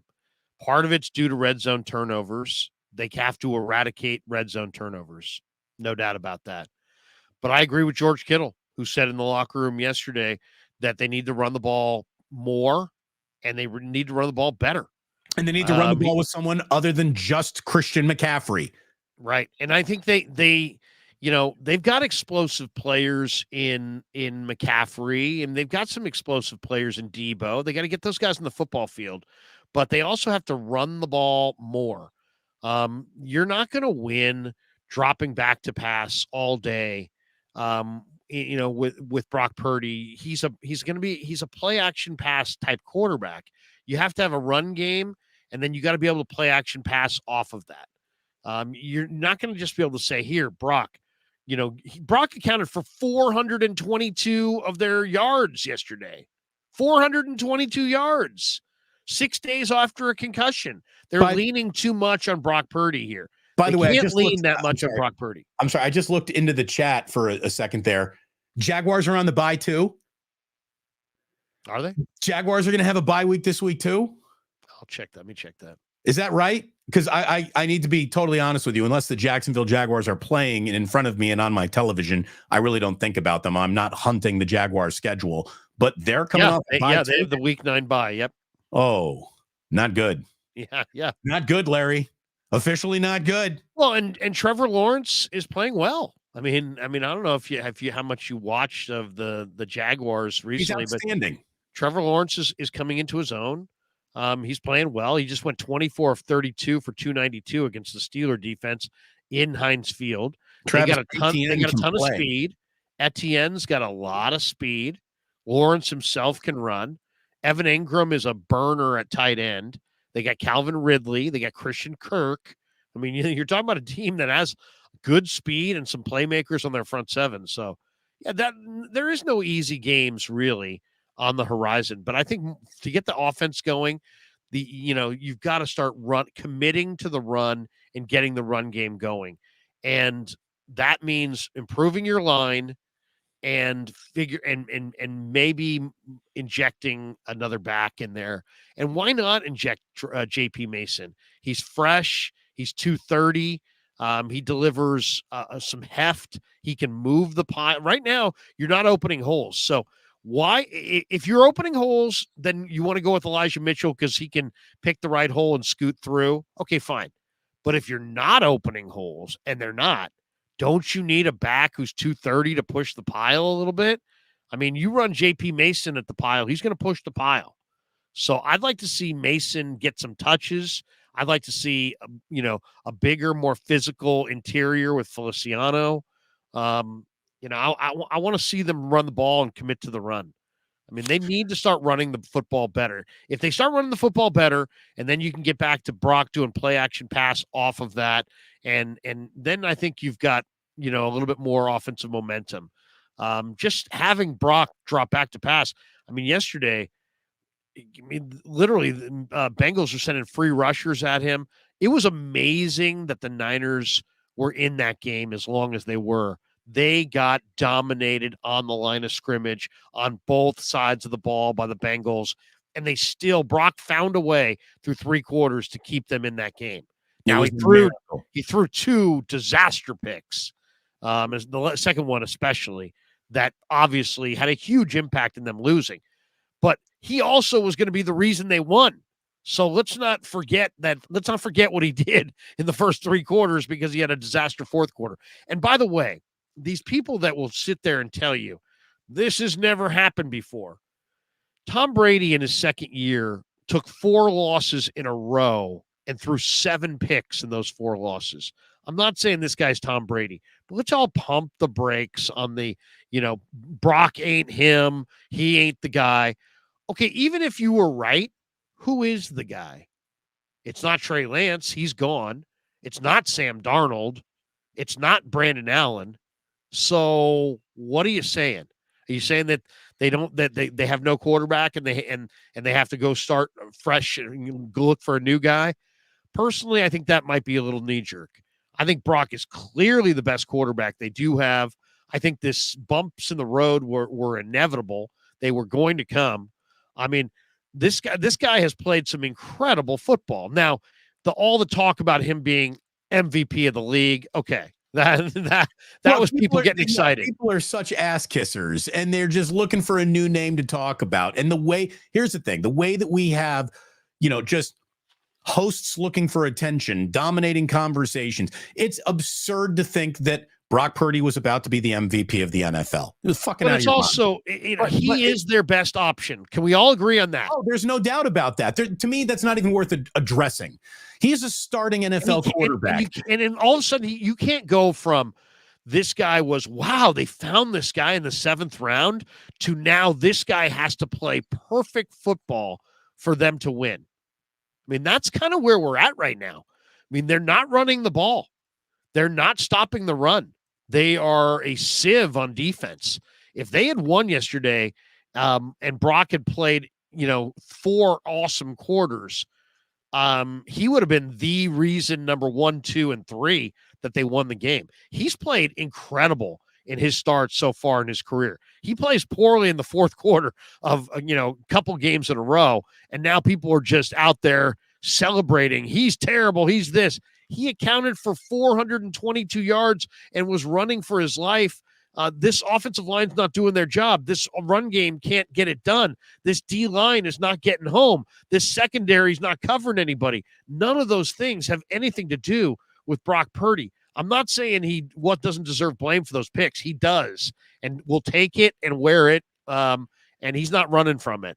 But let's not pretend that they have better options. They're just not going to. They don't. We also have an overzealous, overinvested, trying to tell you this guy can't play. So the minute he makes a mistake, the knives come out much more than the pom-poms ever came out. Look at it this way. Brock Purdy started his career essentially devoid of a learning curve. He was really, really, really, really good right out of the gate.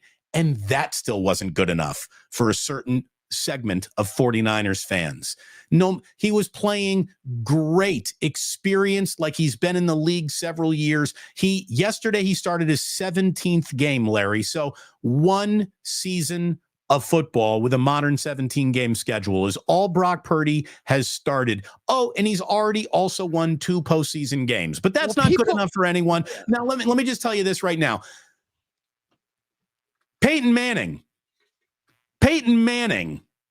his rookie year, his first 16 games, he threw 28 interceptions. Right. Peyton Manning threw 28 interceptions.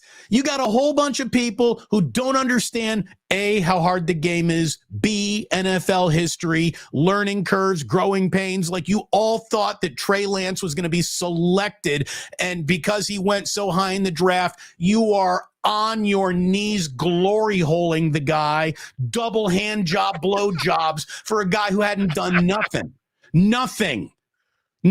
because you really like where he was drafted.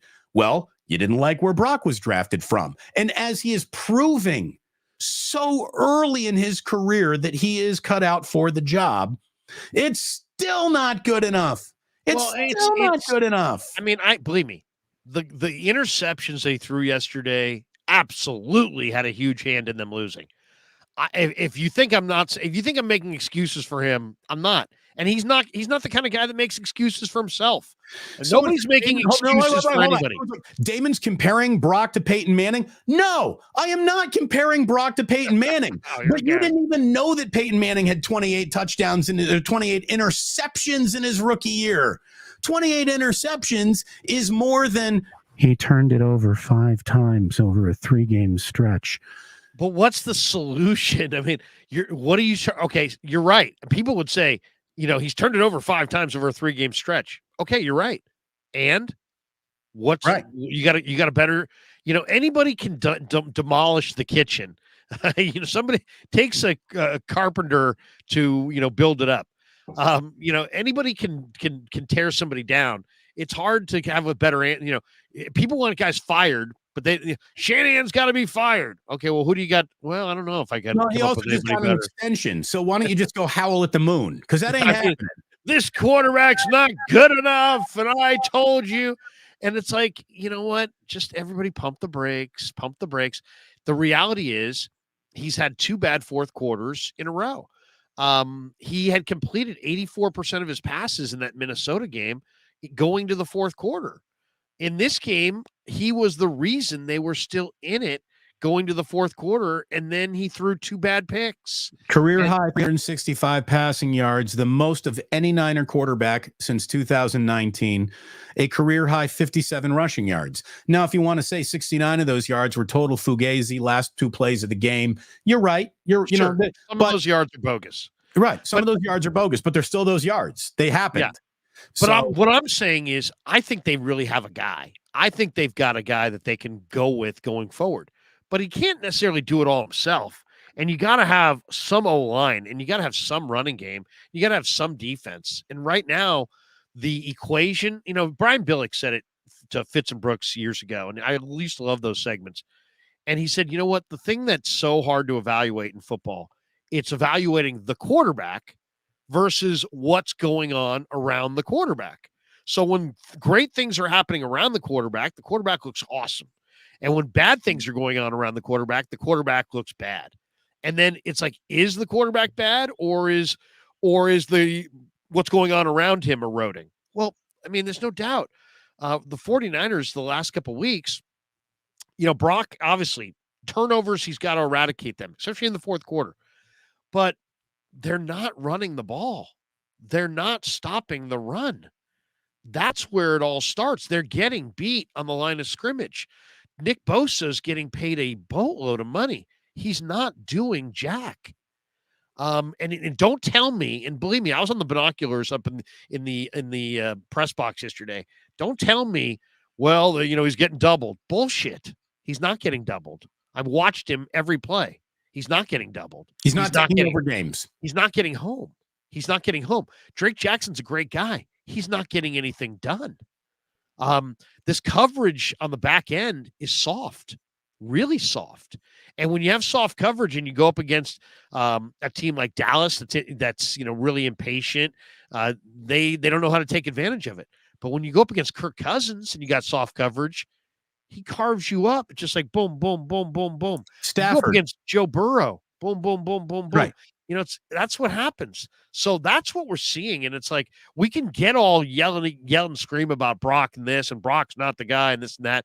And he may not be the guy, but he's the best guy they got for sure. And he's played well in 6 quarters and played poorly in 2 over the last 2 games. Here's the thing. So, if I can quote Gene Hackman from Hoosiers, your team is on the floor. This is your team. You're not changing defensive coordinators here at the bye. Steve Wilks is not about to be fired.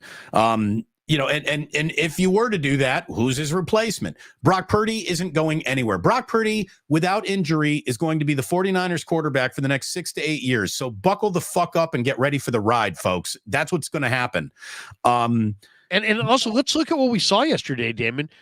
The players who are making the big cash aren't performing right now. Yep. And the quarterback turned the ball over in the fourth quarter, and everybody can see that. But man, the Niners are banged up, badly need this bye. And the Bengals showed up rested and hungry, and they out executed the 49ers. And then when you look at the Niners, I mean, that Cleveland game, there were too many penalties. That's really what cost them that game. Too many penalties in that game, and they still almost won if Moody makes the kick. They almost won in Minnesota, and they couldn't stop the run, and really the coverage was soft all night. They got absolutely carved up on third down by the veteran Kirk Cousins. And then yesterday, I mean, they Cincinnati had like 3 more levels of things they could have done. They never even had to get to because they were so proficient at, Burrow running, Burrow throwing short, and Mixon running. They never even had to get to the screen game. The truth of the matter is the Niners are not defending that screen game worth a damn. They're not tackling. Their fundamentals on the screen game are awful. They're not finding the football. And yesterday, we never even got to see it more than a couple times because Cincinnati didn't need to do it. Look, so that's really the other thing that's coming. It's like, even if they stop the run, even if they get the run game going on offense, they can't defend the screen pass either. So Wilks has got a lot on his plate. Some of it is scheme. A lot of it, though, is personnel. And I do think they probably do need an infusion of a couple players at the deadline. And they probably need to make a couple of adjustments with some of the personnel that they have. And let's see what it looks like in Jacksonville in a couple of weeks. But I'll say this, they say the definition of insanity is doing the same thing, expecting different results. You just can't keep doing the same thing. You can't just, we're going to send 4 and we're going to play soft coverage and we're going to buck into the line behind holes that are not open. And then we're just going to put it all on Brock on third down and cross our fingers it all works. It's not the way this thing works, man. It's a team sport. And you're going to have to improve in all these different facets if you're going to have success. If you wanted to just pedestrian explain away the 3-game losing streak, you could just say it's been the kicks and the picks. They missed kicks in Cleveland and then picks in Minnesota. And penalties in Cleveland. Were there 12 penalties or some 16 penalties or some ridiculous number? Larry, the word penalty doesn't rhyme with kicks and picks. So, Kicks and picks and let me have it. Flags. Kicks and picks and stepping on dicks. That's, but look, it's easy to see why they've lost these last 3 games. But if you really get into it, it is both of these lines. This offensive line has been a big disappointment, but it doesn't have nearly the marquee positioning that this defensive line has. And right. I think there is an argument to be made that right now the 49ers defensive line is the single most overpaid, underproducing unit in football. Fire Kasarik.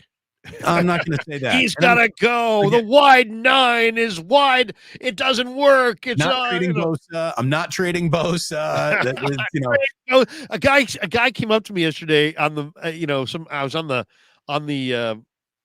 the press box doing the stream at the end of the night, and a guy walks up to me and hands me a piece of paper that has his notes on it. It's like, trade Nick Bosa for 2 number. It's like, you got to be kidding me. Seriously, you took time to take a pen out and write that down and walk that over to me. Trade Nick Bosa. You got to be kidding me. Who wrote that? Just some guy on the in the press box. I think he was like a press box helper. And he's like, trade Nick Bosa while they can get picks for him. And dude, they're not trading Nick Bosa. All right.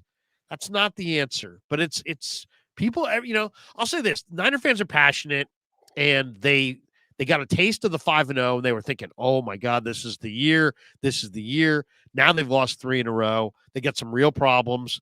They have to make some adjustments. We've outlined a few of them. And let's see what happens. I would say this: the next 24 hours are vitally important, though, because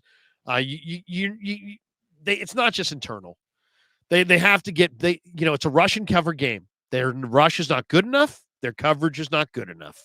So you can cross your fingers and hope that it's better in 2 weeks, or you can go out and get some reinforcements. Hit Philly that did. like button, hit that subscribe button, hit that notify button. You don't want to miss a thing that Larry and I are doing independently of each other, together with each other. I think we got this team covered pretty darn well. I will say that 49er fans are great. They are passionate. There is a 15% of Niner fans who are among the dumbest, least educated, stupidest fucking fans I've ever dealt with in my life. They're bordering on Raider fan delusion. Look at this one. Season is over. Fire Kyle. Yeah, poop emoji. That means you shouldn't even go to him. His name is what, and he uses the poop emoji. That means you shouldn't give him the time of day. But what we need to do is give the time of day to, I know that there's a lot of super chats, Larry, that you've got already starting. Yes, a bunch. 6, 15, 16, 17. We got a bunch here. Let's get into those as we start approaching 10 o'clock here. All right. Roberto Davis. Roberto, good morning. He says, Wilks' defense has clearly been solved. Trash. I will agree with that. He is getting beaten in first quarters way too routinely. Like, it's one thing to come out, see the game, and then have to make an adjustment.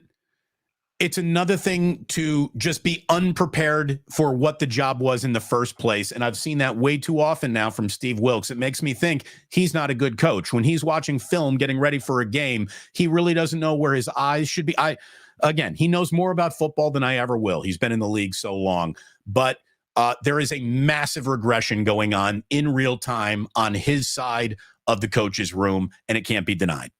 The one thing that bothers me the most, and this is and maybe I've got the over machismo gene, but the Niners have lost their swagger on defense. Last year, every team that they played lost the next week. Why? Because they pounded every team that they played with physicality. Now it's Greenlaw or Warner, and everybody else is just standing around. It's just guys standing around. Hit somebody. And if the guys that are out there don't want to hit somebody, then get new guys. But I want to see somebody starched. They got the right GM. John Lynch knows how to hit somebody. Go find somebody who wants to hit somebody. I mean, they don't hit anybody. They're not hitting. They haven't really hit anybody all year outside of Dre Greenlaw and Fred Warner. Nobody hits anybody. Hit somebody. I want to see somebody. I want to see somebody fold. They've lost their swagger on defense. They really miss Azeez Al-Shaair, who's piling up big tackles in Tennessee. Should have signed Azeez. You invented Azeez, and he's fast and physical. He loved to hit. Man, that was a mistake letting him get out. Atlanta says, you know who ain't the guy? Is Steve Wilks. It's the buy. Can we replace this man with someone that has experience with the wide nine, please? Well, no. I'll say this. I don't know what's going to happen on that front. I really don't. I don't know if Steve can adjust or if Steve can adjust, but adjustments need to be made. Look, so all I can tell you is that I like Steve personally, but I don't know. Something has to change. Well, the last thing I'm going to do, right? I mean, I'll say this. We've been doing this a long time. The last thing I'm going to do is sit here and call for Steve Wilks' job. You want to do that? You do that. I'm not going to do that.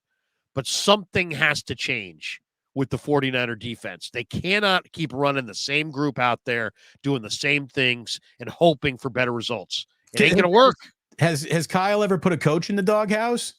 Because Steve is not getting as close to a coaching doghouse as any player should have ever been. I mean, Steve Wilks might be the Dante Pettis of coordinators. You know, well, I'll say this, Damon. We talked about this with O'Neill yesterday. Yesterday was going to be a referendum on Steve Wilks' defense because he got called out in the media by the head coach the week prior.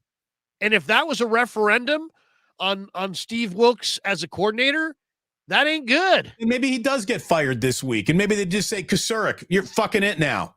You know, I don't know. I don't know. And then what about, here's the other one that came up a bunch. And I heard this by a few different Niner people yesterday. There's people that are taking issue with the fact that the communication from Fred Warner to Wilks has to go through Daryl Tapp, and that Steve is not on the sideline and isn't rallying his troops on the sideline, that he prefers to be up in the booth, and that's the vantage point that he's comfortable with, and that they feel that there's some kind of a disconnect in the communication line between the players and Steve, because Steve is up there in the booth and he's got to operate on the headsets to, through Warner or through Tapp, or, that there's some disconnect between Steve and the players. If there is an actual tangible coaches are discussing it communication issue, then yes, maybe something has to be done. Truth is, I wouldn't give a fuck if Steve Wilks were calling in defensive plays from a beach in Aruba. I don't care where he is. What are you doing?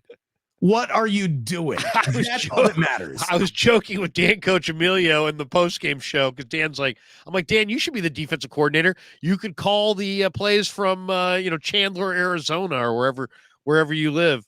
Didn't Terry Donahue, wasn't he like the general manager from like Newport Beach? Yeah, he lived in Los Angeles. He didn't even know where SFO was. He came into town so infrequently. Put on his moccasins and walked down to the, ridiculous. David E. says Lynch should get involved with the defensive game plan. Also, would it be possible to promote someone to co-defensive coordinator?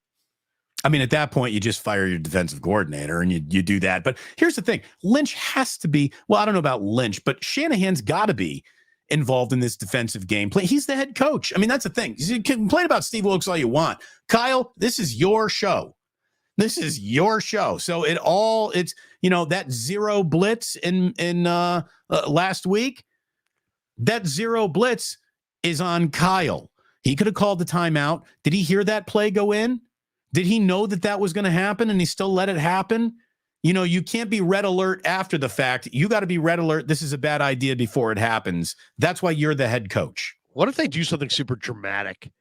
And it'll be interesting to see what they do, if they do anything at all. But they've got it. I mean, they can't just do nothing. They either have to change out the scheme, change out the personnel. Ronnie Lott. You bring in Joe Montana. He's your new offensive coordinator. Call Wade Phillips. Get him off the ranch. I wonder, though, if Kyle is the kind of head coach that would prefer that the defensive coach have total and utter autonomy and control over the defense, and that you're almost like you're like the defensive head coach. Well, then you should have hired Jim Schwartz, or you should have hired Vic Fangio. Yeah, maybe. But the thing is, Fangio probably wanted to switch the scheme. Roberto Davis is going cheap on the O-line and defensive backfield is biting them in the ass. Not the ass, but the ass. Well, I'll say this. They do need to, you can get mad at the line of scrimmage, but really the money's been spent, as Damon pointed out before, on the D-line. The O-line's getting by on the cheap. So, they probably do need a more sizable investment in their offensive line going forward in future years. I didn't like saying goodbye to Jimmy Ward, because Jimmy Ward was a warrior, and you replaced him with a guy who's a nice coverage player. He's a decent player, but he's not a warrior. And I just feel like they've lost some of their defensive swagger. They've lost some of that thump. They don't thump you anymore. Giants Niners fan. Niners will be lucky to get the 3 seed. Jags, Bucks, Seattle twice, Eagles out of the bye. Good luck with that without significant changes. By the way, so here's I agree with that. The only guarantee I have for you is they're definitely losing to the Philadelphia Eagles. Definitely. Well, I can't say anything. No, but because the Eagles look like they thoroughly outclassed them. I'll say that right now. That's the thing. The Eagles, across their offensive line and defensive line, are destroying teams. That's the best way to beat the Niners. So they're in a lot of trouble going into that Philadelphia game. And the Eagles are playing a different sport. They get to they're thinking 4 downs and thinking tush push on everything that's like 4th and 3 and less. The Niners are not doing that. And when they do get to The Niners take some three attempts to make a yard in short yardage. The Eagles can get 2.5 to 3 yards and every short yardage play they have. Changes the whole dynamic of the play calling. 69ers says not making the playoffs. God, this team is awful. They were 5-0 3 weeks ago. Unbelievable. Look at it this way. They're 2 games off the Eagles' pace now for best record, home field throughout. I think we can kind of wave goodbye to that. They're behind Seattle. Seattle is first place in the NFC West right now. Let's not overreact, though. The Eagles did lose to the Jets, 2 weeks ago, and Jalen Hurts threw 3 picks. So it's the way you play the day you play. Dude, the Jets are nasty defensively, man. They really are. Like Robert Saleh. You know what the Jets really need? The Jets would be a tough out if they had a quarterback like Aaron Rodgers. Maybe Robert Saleh gets fired and then comes back. Dude, the Jets really got screwed out of what could have been a magical season for them with Aaron Rodgers, having more torn ACLs or Achilles than completions. They got screwed in that moment. That was really unfortunate and might have changed NFL modern, history. Like the Jets could have won a Super Bowl with Aaron Rodgers as their quarterback. I've watched enough of their defense to know that is the Niners wished they had the Jets defense. Should the Niners also, have learned a lesson from what we've seen? The 2 veteran quarterbacks that have been most rumored to be on their wish list, Kirk Cousins and Aaron Rodgers, both done for the year with Achilles tears. It's a young man's game, man. It's a young man's game. You better have mobility. You better have the ability to escape this rush. You better have some mobility to get away from it. Jalen LeGrant says defense is the problem, not built to win from behind. Yeah, they're not built to win from behind. They're not. The 49er offensive line cannot stand up. The Niners have to win their way. It's not like, that's the thing. When you're really a great team, you can win in an assortment of ways. You can win coming from behind. You can win with the lead. What are they, like 0 for 38 or something like that in the fourth quarter when they're trailing by 4 or 5 points under Shanahan? Isn't that bad? They don't come from behind. Is it seriously 0 for 30? It can't be. Yeah. I mean, somebody, if they have the stat, it's like 0 and 38. The Niners go to the fourth quarter and they're losing. They're losing the game. Well, and the Niners don't have that vertical stretch ability. They don't have the quick strike ability. To me, they lack some power on their offensive line. They lack some a dynamic element to their weapons. That's what I see offensively. Defensively, they lack a second bookend rusher to Bosa, and they lack, I think, the kinds of athletes that can play man-to-man. Here's the thing. They have to play a soft zone, and that only works if you have a lead. They're lacking an edge rusher with Nick Bosa. Yeah. Okay. Well, I mean, that's the problem. I figured Nick Bosa is going to get it going at some point, right? He had 18.5 sacks last year. Right, yeah. No, but in his prime. The holdout hurt him. But we're deep enough into this season to where that can't be the excuse any longer. Just cannot be. Look at this one. Jason Lutz. Focus on the positives. Mitch Wishnowsky looks like an all-pro. Hey, he's really good. I'll tell you, the 49ers are either scoring or they're turning the ball over. So we need more of Mitch. We need more punts. Here's the thing. I'm going to go order my Wishnowsky jersey right now.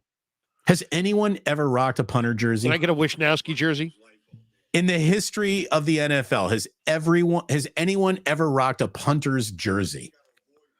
Yeah, there was people walking around with Ray Guy jerseys back in the day. A Donald Igwe jersey, just for old time's sake. Stephen Draper, is Bosa truly one of the bookends? Yeah, I mean, Bosa, very disappointing. Very disappointing. Jordan Matthews, this is what Kyle gets for not investing in the offensive line. Well, I mean, they got the highest paid left tackle in football history, so there's an investment, but it can't just go in one place and no other place unless you got the young studs who are ready to go. And yeah, they're very average. Here's the thing. They're actually never invested in the O-line, by the way. They always just lucked out because they had McKittrick. They're pretty good pass pro. They really are. And Brock made a few great plays with his feet to get himself out of trouble.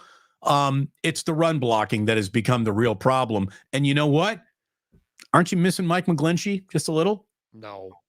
Mike McGlinchey was a hell of a run blocker, Larry. Hell of a run blocker.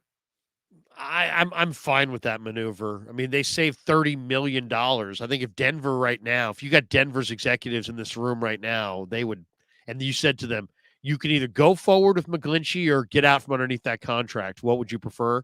Well, they're running from that contract. I think that was a smart move to not beat the Chiefs, not sign McGlinch. Jordan Matthews, they don't have the O-line to run the ball effectively. How can you argue that? Agreed. They haven't opened holes all year at any point. They're asking way too much of Christian McCaffrey. Look, Kyle is going to, even if the Niners are in the postseason, I wonder if they'll be in the postseason with Christian McCaffrey. I just don't know how he's going to take this beating that he gets. They could have Walter Payton. They couldn't run behind this line. Well, hold on. Juan Mendoza says, I'm not worried about Brock. Our defense disappeared. I'm a little concerned about Brock's interceptions for the first time ever. He still has one of the best touchdowns to interception ratios in football, even with his bad day yesterday.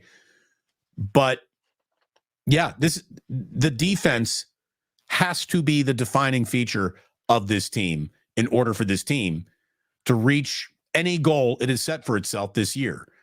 And the defining feature of these 3 losses have been cataclysmic underperformances from this defense.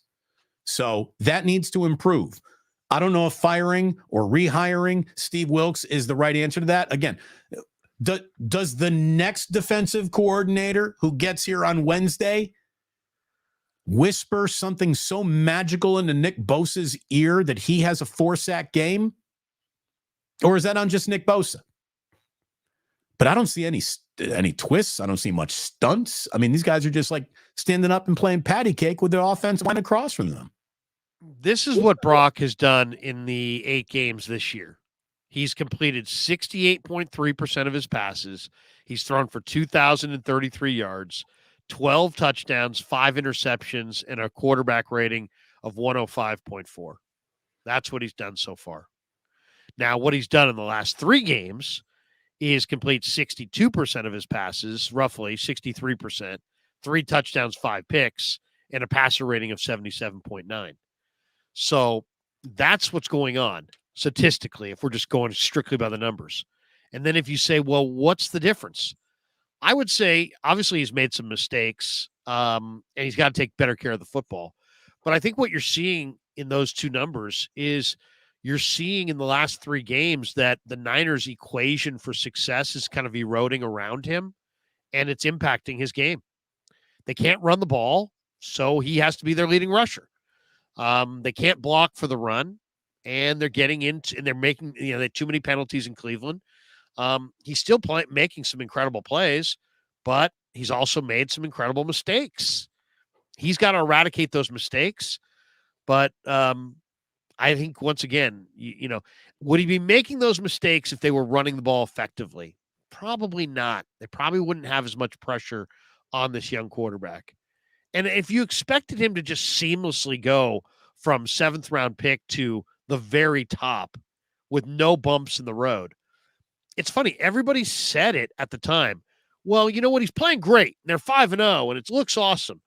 But we all know it won't continue. He's going to lose games. He's going to throw picks.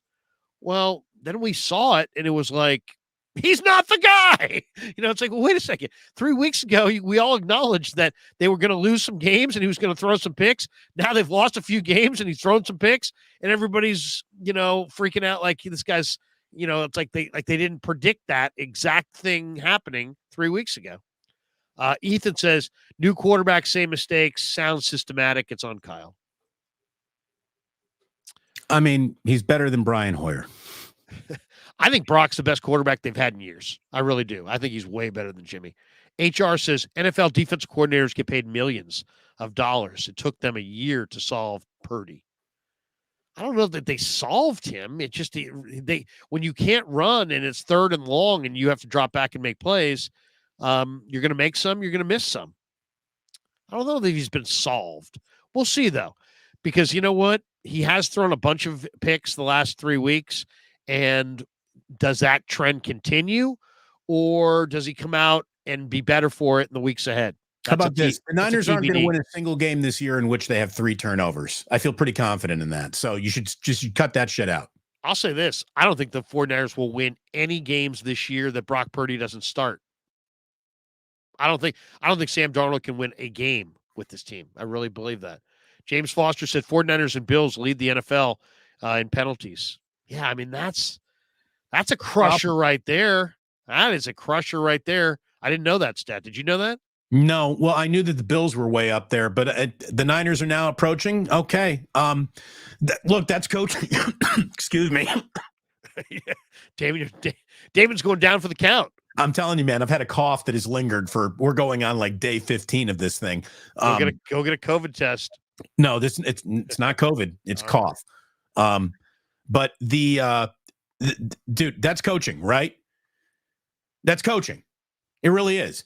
Kyle's got to get better himself. You know, Kyle walks around like he's got every single answer in the world just sitting in his back pocket. And all he's got to do is go to that back pocket and figure out everything. Well, figure it the fuck out, Kyle. Kyle. Quickly, preferably. Easel says, developing a quarterback means living with bad mistakes. Amen.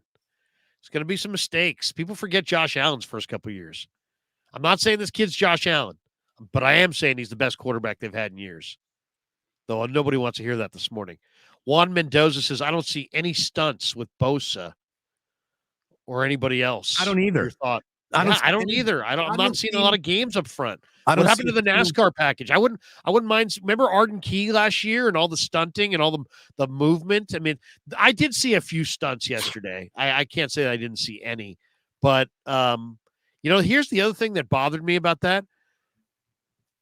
I talked to players last year, and they were like, yeah, Chris really is great with the stunts that he calls up front. Then I asked Wilks about it about 5 weeks ago.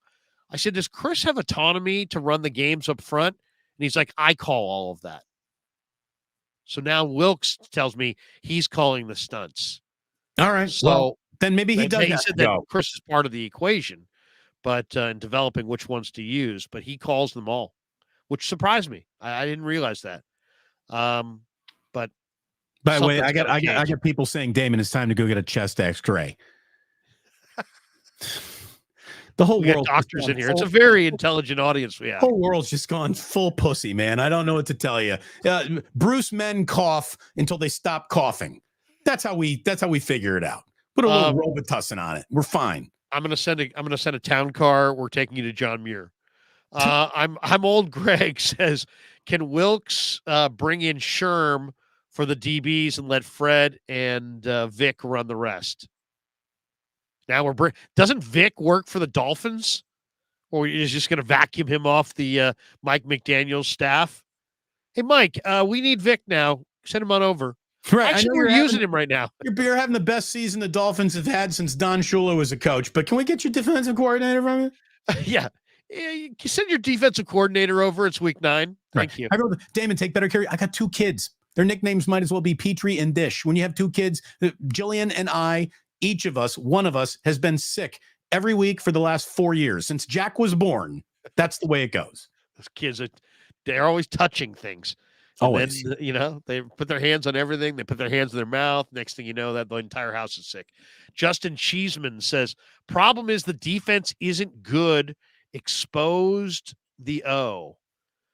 Well, I mean, they definitely built this offense with the idea that they had a great defense. And I think they've probably Kyle's probably gone about scheming and calling games like he has a dominant defense. And it might be time to adjust. It might be time to get a little bit more aggressive. But I kind of agree with George that I would go the other way. I'd go ball control. I'd play ball control and try to play complementary ball. Run the ball more, but you have to run the ball effectively. And that starts with your line. So how are you going to run the ball effectively? I would say I'd like to see Feliciano and JP Mason introduced to this equation. That's how that's at least internally, that would be my idea. Stephen Draper says the doghouse is poor. lazy leadership, petty. Now he's blaming Kyle.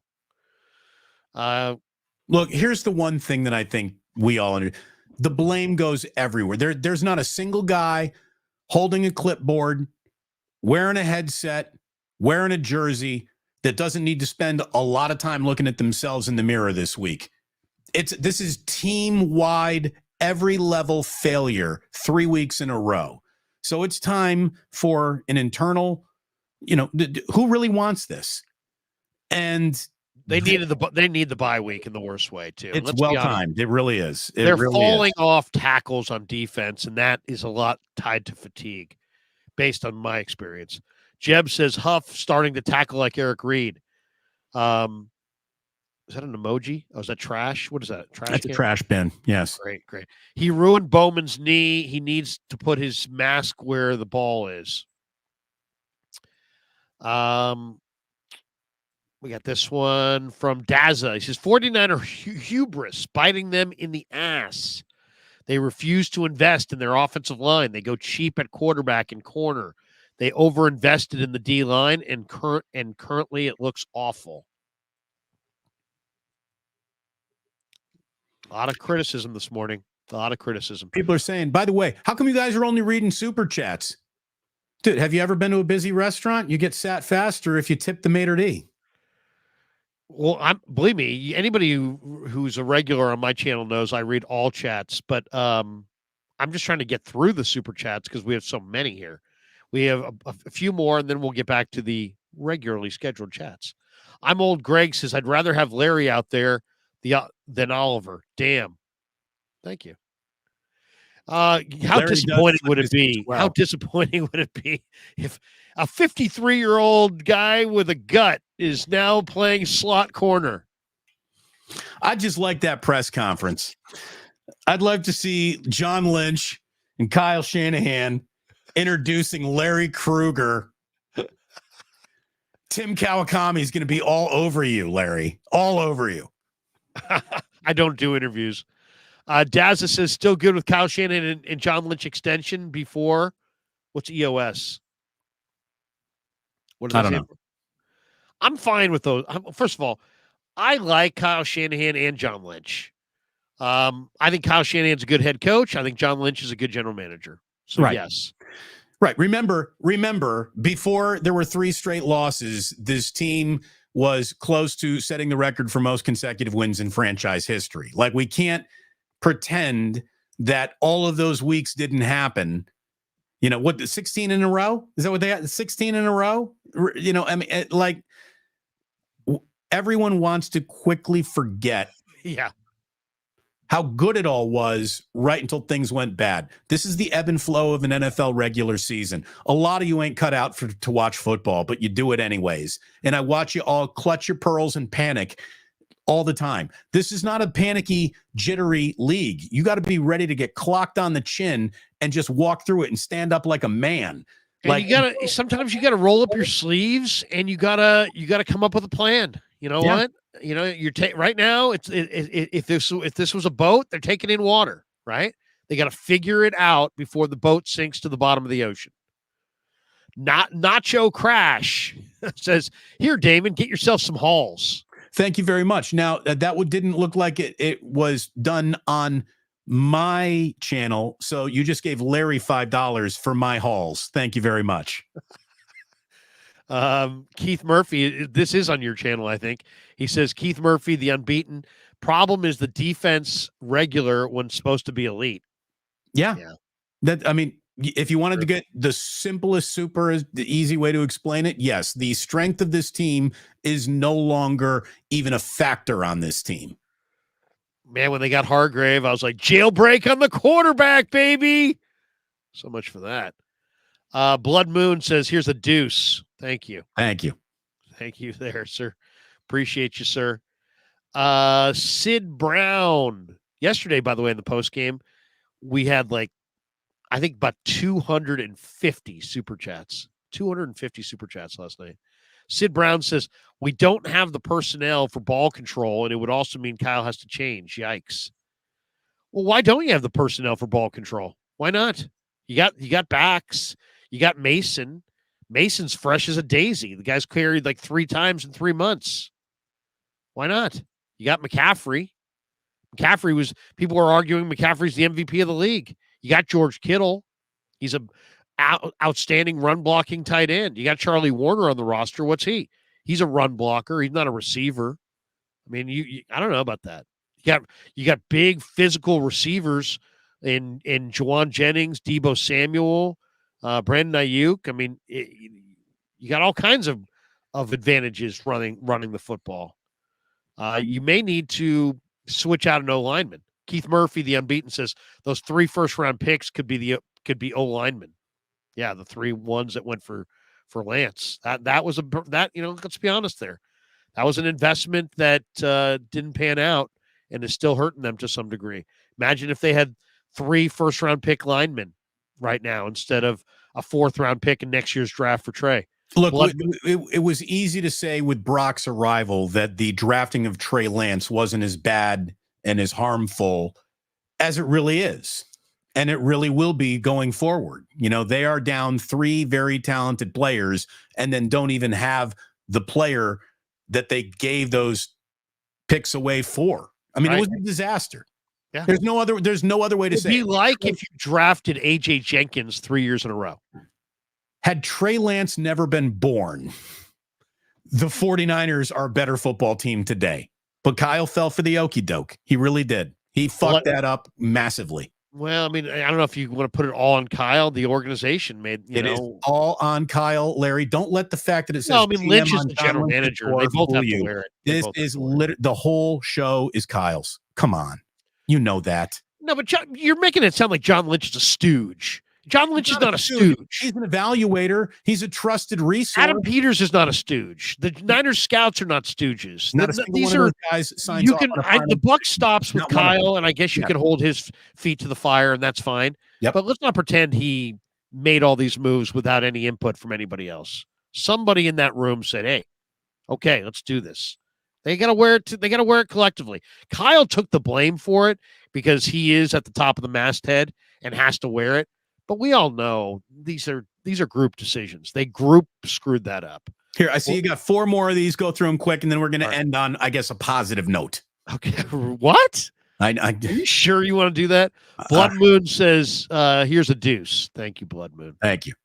Jeb drops the deuce on you. He says, Luter Jr. still unavailable? What a weird thing that is, huh? He had a knee bone bruise this summer, and he was on the PUP list, and he's still on the PUP list, and it's October the 30th. So I got to really wonder about what's going on there. But I'll say this, he looked great in minicamp.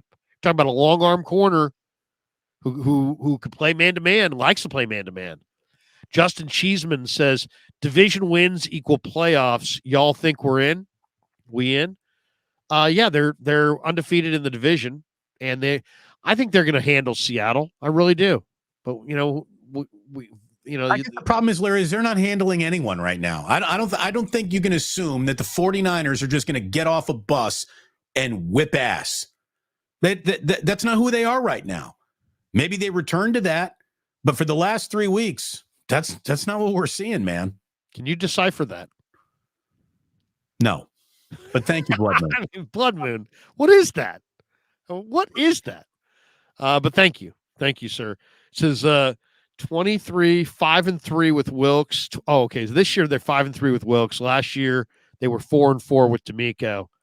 2021 they were 3-5 with D'Amico. 2020 they were 4-4 with Saleh. In other words, pump the brakes, everybody. Calm down. Everybody needs to calm the hell down. You deciphered that. Nice job, man. That was like you know what? I used to drink Lucky Lager in college. Remember the caps? Remember those caps? Oh, Lucky Lager used to have these caps, and then you'd have to figure it out. Sac State, baby. Sac State. Here we go. We need a balanced. Oh, we got one more from Daza here. He says the Seahawks are a lot better this year than last year. All right. Can't wait to see it. Here we go. Here's a very balanced take. Purdy will never win another game. Solid. Here we go. Ryan Mack. Trade Elijah Mitchell and a pick for Derrick Henry to help CMC. Oh, man. Well, Damon, you want to finish on a positive note? All right. Here's my positive note. Whether you like us or love us or hate us, we'd like to invite you to come join us. Plus Mania 2 Electric Boogaloo, co-starring Larry Krueger, is going down this bye week on November 5th at Victory Hall on Rich Street. Larry's coming on out. Gianna Franco's showing up, and we're going to get together with an awful lot of good friends. We're going to have a few drinks. We're going to watch a little football. We're going to enjoy each other's company. YouTube community is really amazing, and we're all going to be together.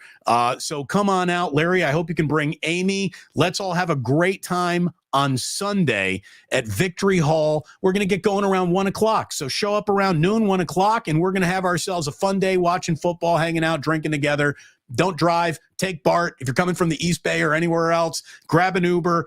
Let's have a good time together. We might even slip outside and put it in the air, if you know what I'm talking about, Larry, because we get down. So that is what we're doing this coming up Sunday. There's good news. Number one, a chance to hang out and party with Damon and Larry coming up. Victory Hall Sunday. 2 player notes that are absolutely worthy of sharing, even though everybody is incredibly disappointed with the status of the Niners after 8 games. Christian McCaffrey has tied an NFL record with 17 straight games with a touchdown, playoffs included. That's absurd. It's truly absurd. Christian McCaffrey, even though limited the last couple of weeks, is still in the end zone with the football like Colonel Mustard is in the dining room with the candlestick. I mean, I used to love that game. It's really unbelievable what he's done. He is drifting into the lane of that, like the room that is reserved for the greatest of great Niners. Christian McCaffrey's on the doorstep of that.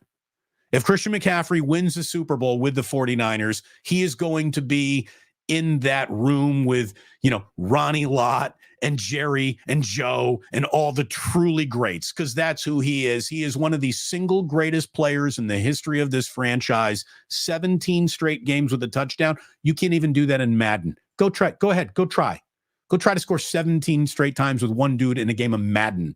It's not going to happen very often. And while we're bagging on the defense, and rightfully so, yesterday, Fred Warner became the franchise's second leading tackler ever, only behind Patrick Willis.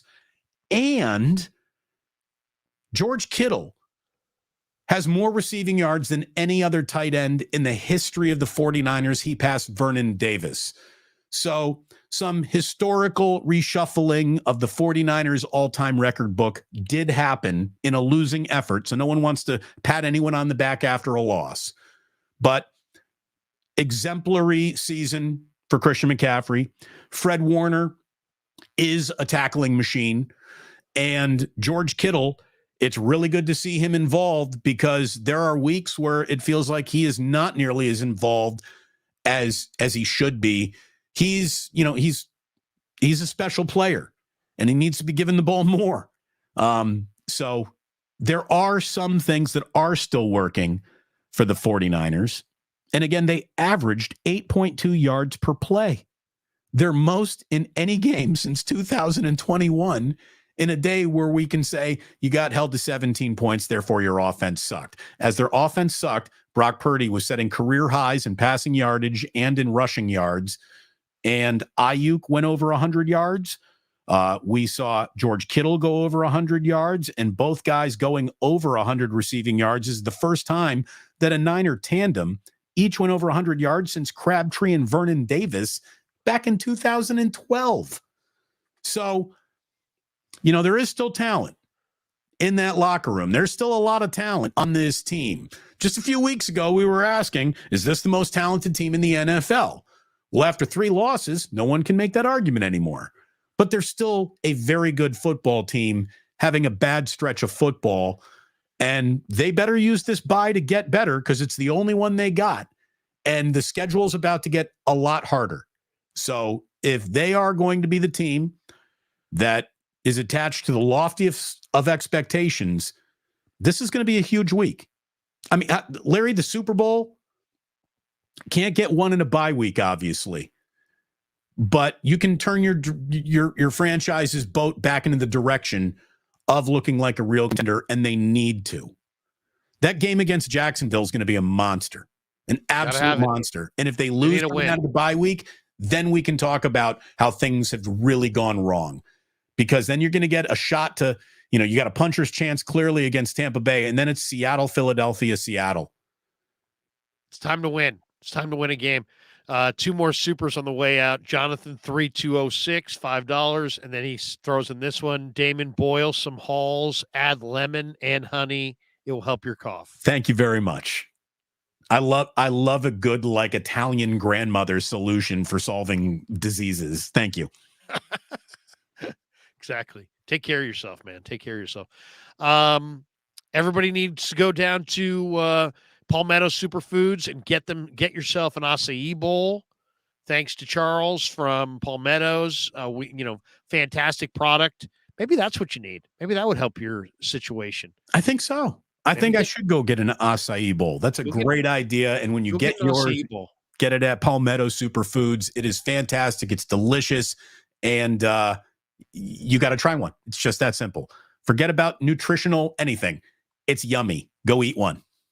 Remember that commercial? Mikey, he likes it. He likes it. Try it. You'll like it. Hey, and I mean this, even to the knuckleheads, thanks for being here today. Thanks for choosing to come on over. For 2 guys who are doing it independently and, in my opinion, better than people who are attached to other things and stations. And this is I knew we were going to have a good one today, Larry. We did have a good one today. I think we got about 1,200 people in the room. Really good stuff today. I'd like to thank everybody for supporting the channel. 1,200 people to please subscribe to Damon Bruce Plus. Again, I'll be able to afford cough drops if 100 people right now can go ahead and subscribe to Damon Bruce Plus. Thank you so much for watching. Really do appreciate it. Thanks for all the comments, all the super chats, all the support. Hit that like button, hit the notify button, and don't miss anything that we do together, because I think we bring out the best in each other, Larry. I really do. And I've been told that by many, many people who've been watching us all season long. And it's just like old times, man. So, hey, I got one thing to share here on the screen. If I can find it, it's a developing story. A developing story. Developing story. What are we developing? Benjamin Albright. Do you know who he is? Yeah, he covers the Denver Broncos for KOA, doesn't he? Yeah, Benjamin Albright says the 49ers have reportedly shown trade interest in Bears cornerback Jalen Johnson, per Benjamin Albright. Damon, you are a Chicago person. I mean, obviously, again, I don't know why the Bears would make that trade, to be totally honest with you. But he had a pick 6 last week? Yeah. And I don't even know if he played last night. I think they might have shut him down for a night because of a sprained ankle or something. But that was a Bears game that was very easy to turn off early in the game. It was just awful. Look, yes, if you can go get him, go get him. He's a player. He is a player. So if you can add him, that is, equivalent to Patrick Surtain, maybe. So go get him. Sure. If you can do that, do that. Again, Montez Sweat sounds fantastic. Balls out before Sweat's getting to a quarterback too. Go get yourself another corner. That's what I think the 49ers need to do in the next 48 hours. Yeah, I mean, that would be a nice one. I mean, I like the idea of Jalen Johnson. Here we go. Here it is. Let me just quickly share this for everybody so you guys can see it, so you don't just think I'm making it up. Is it a tweet? It's a tweet. Here we go. Just read it. We believe you. Well, no, yeah, wait. Here we go. You sounded like Ralph there for a second. Damon, I've always liked Jalen Johnson. He grabs the ball, he runs it back, he wears 33. I've always liked 3 and 33. We were on the glass at Calgary. We got treated very well at the Saddle Dome. I mean, I like it. He likes it. And Jalen Johnson. So there you go. At SF 49ers, the 49ers have reportedly shown trade interest in Bears corner Jalen Johnson. So there you go. And that was put out this morning at 9:45 a.m. So there you go. We shall see. The trade deadline's coming. It's a John Lynch is on the spot, right? Because he's the GM. They need some help. They know. They're going to do something, Larry. They're going to do something in 24 hours. Absolutely. They're too good. They owe it to themselves to do something here. So I think they're going to. Yep. All right, man. Hey, have a great Monday, everybody. Keep the faith, and we'll talk to you soon. David, you got a final thought? Happy Halloween tomorrow. Drive safely. Watch out for those kitties. And don't be the guy giving out apples or anything that's like savory. If you don't have candy, there's one move. Turn off the light and watch a movie. Exactly. Go downstairs. You ain't participating.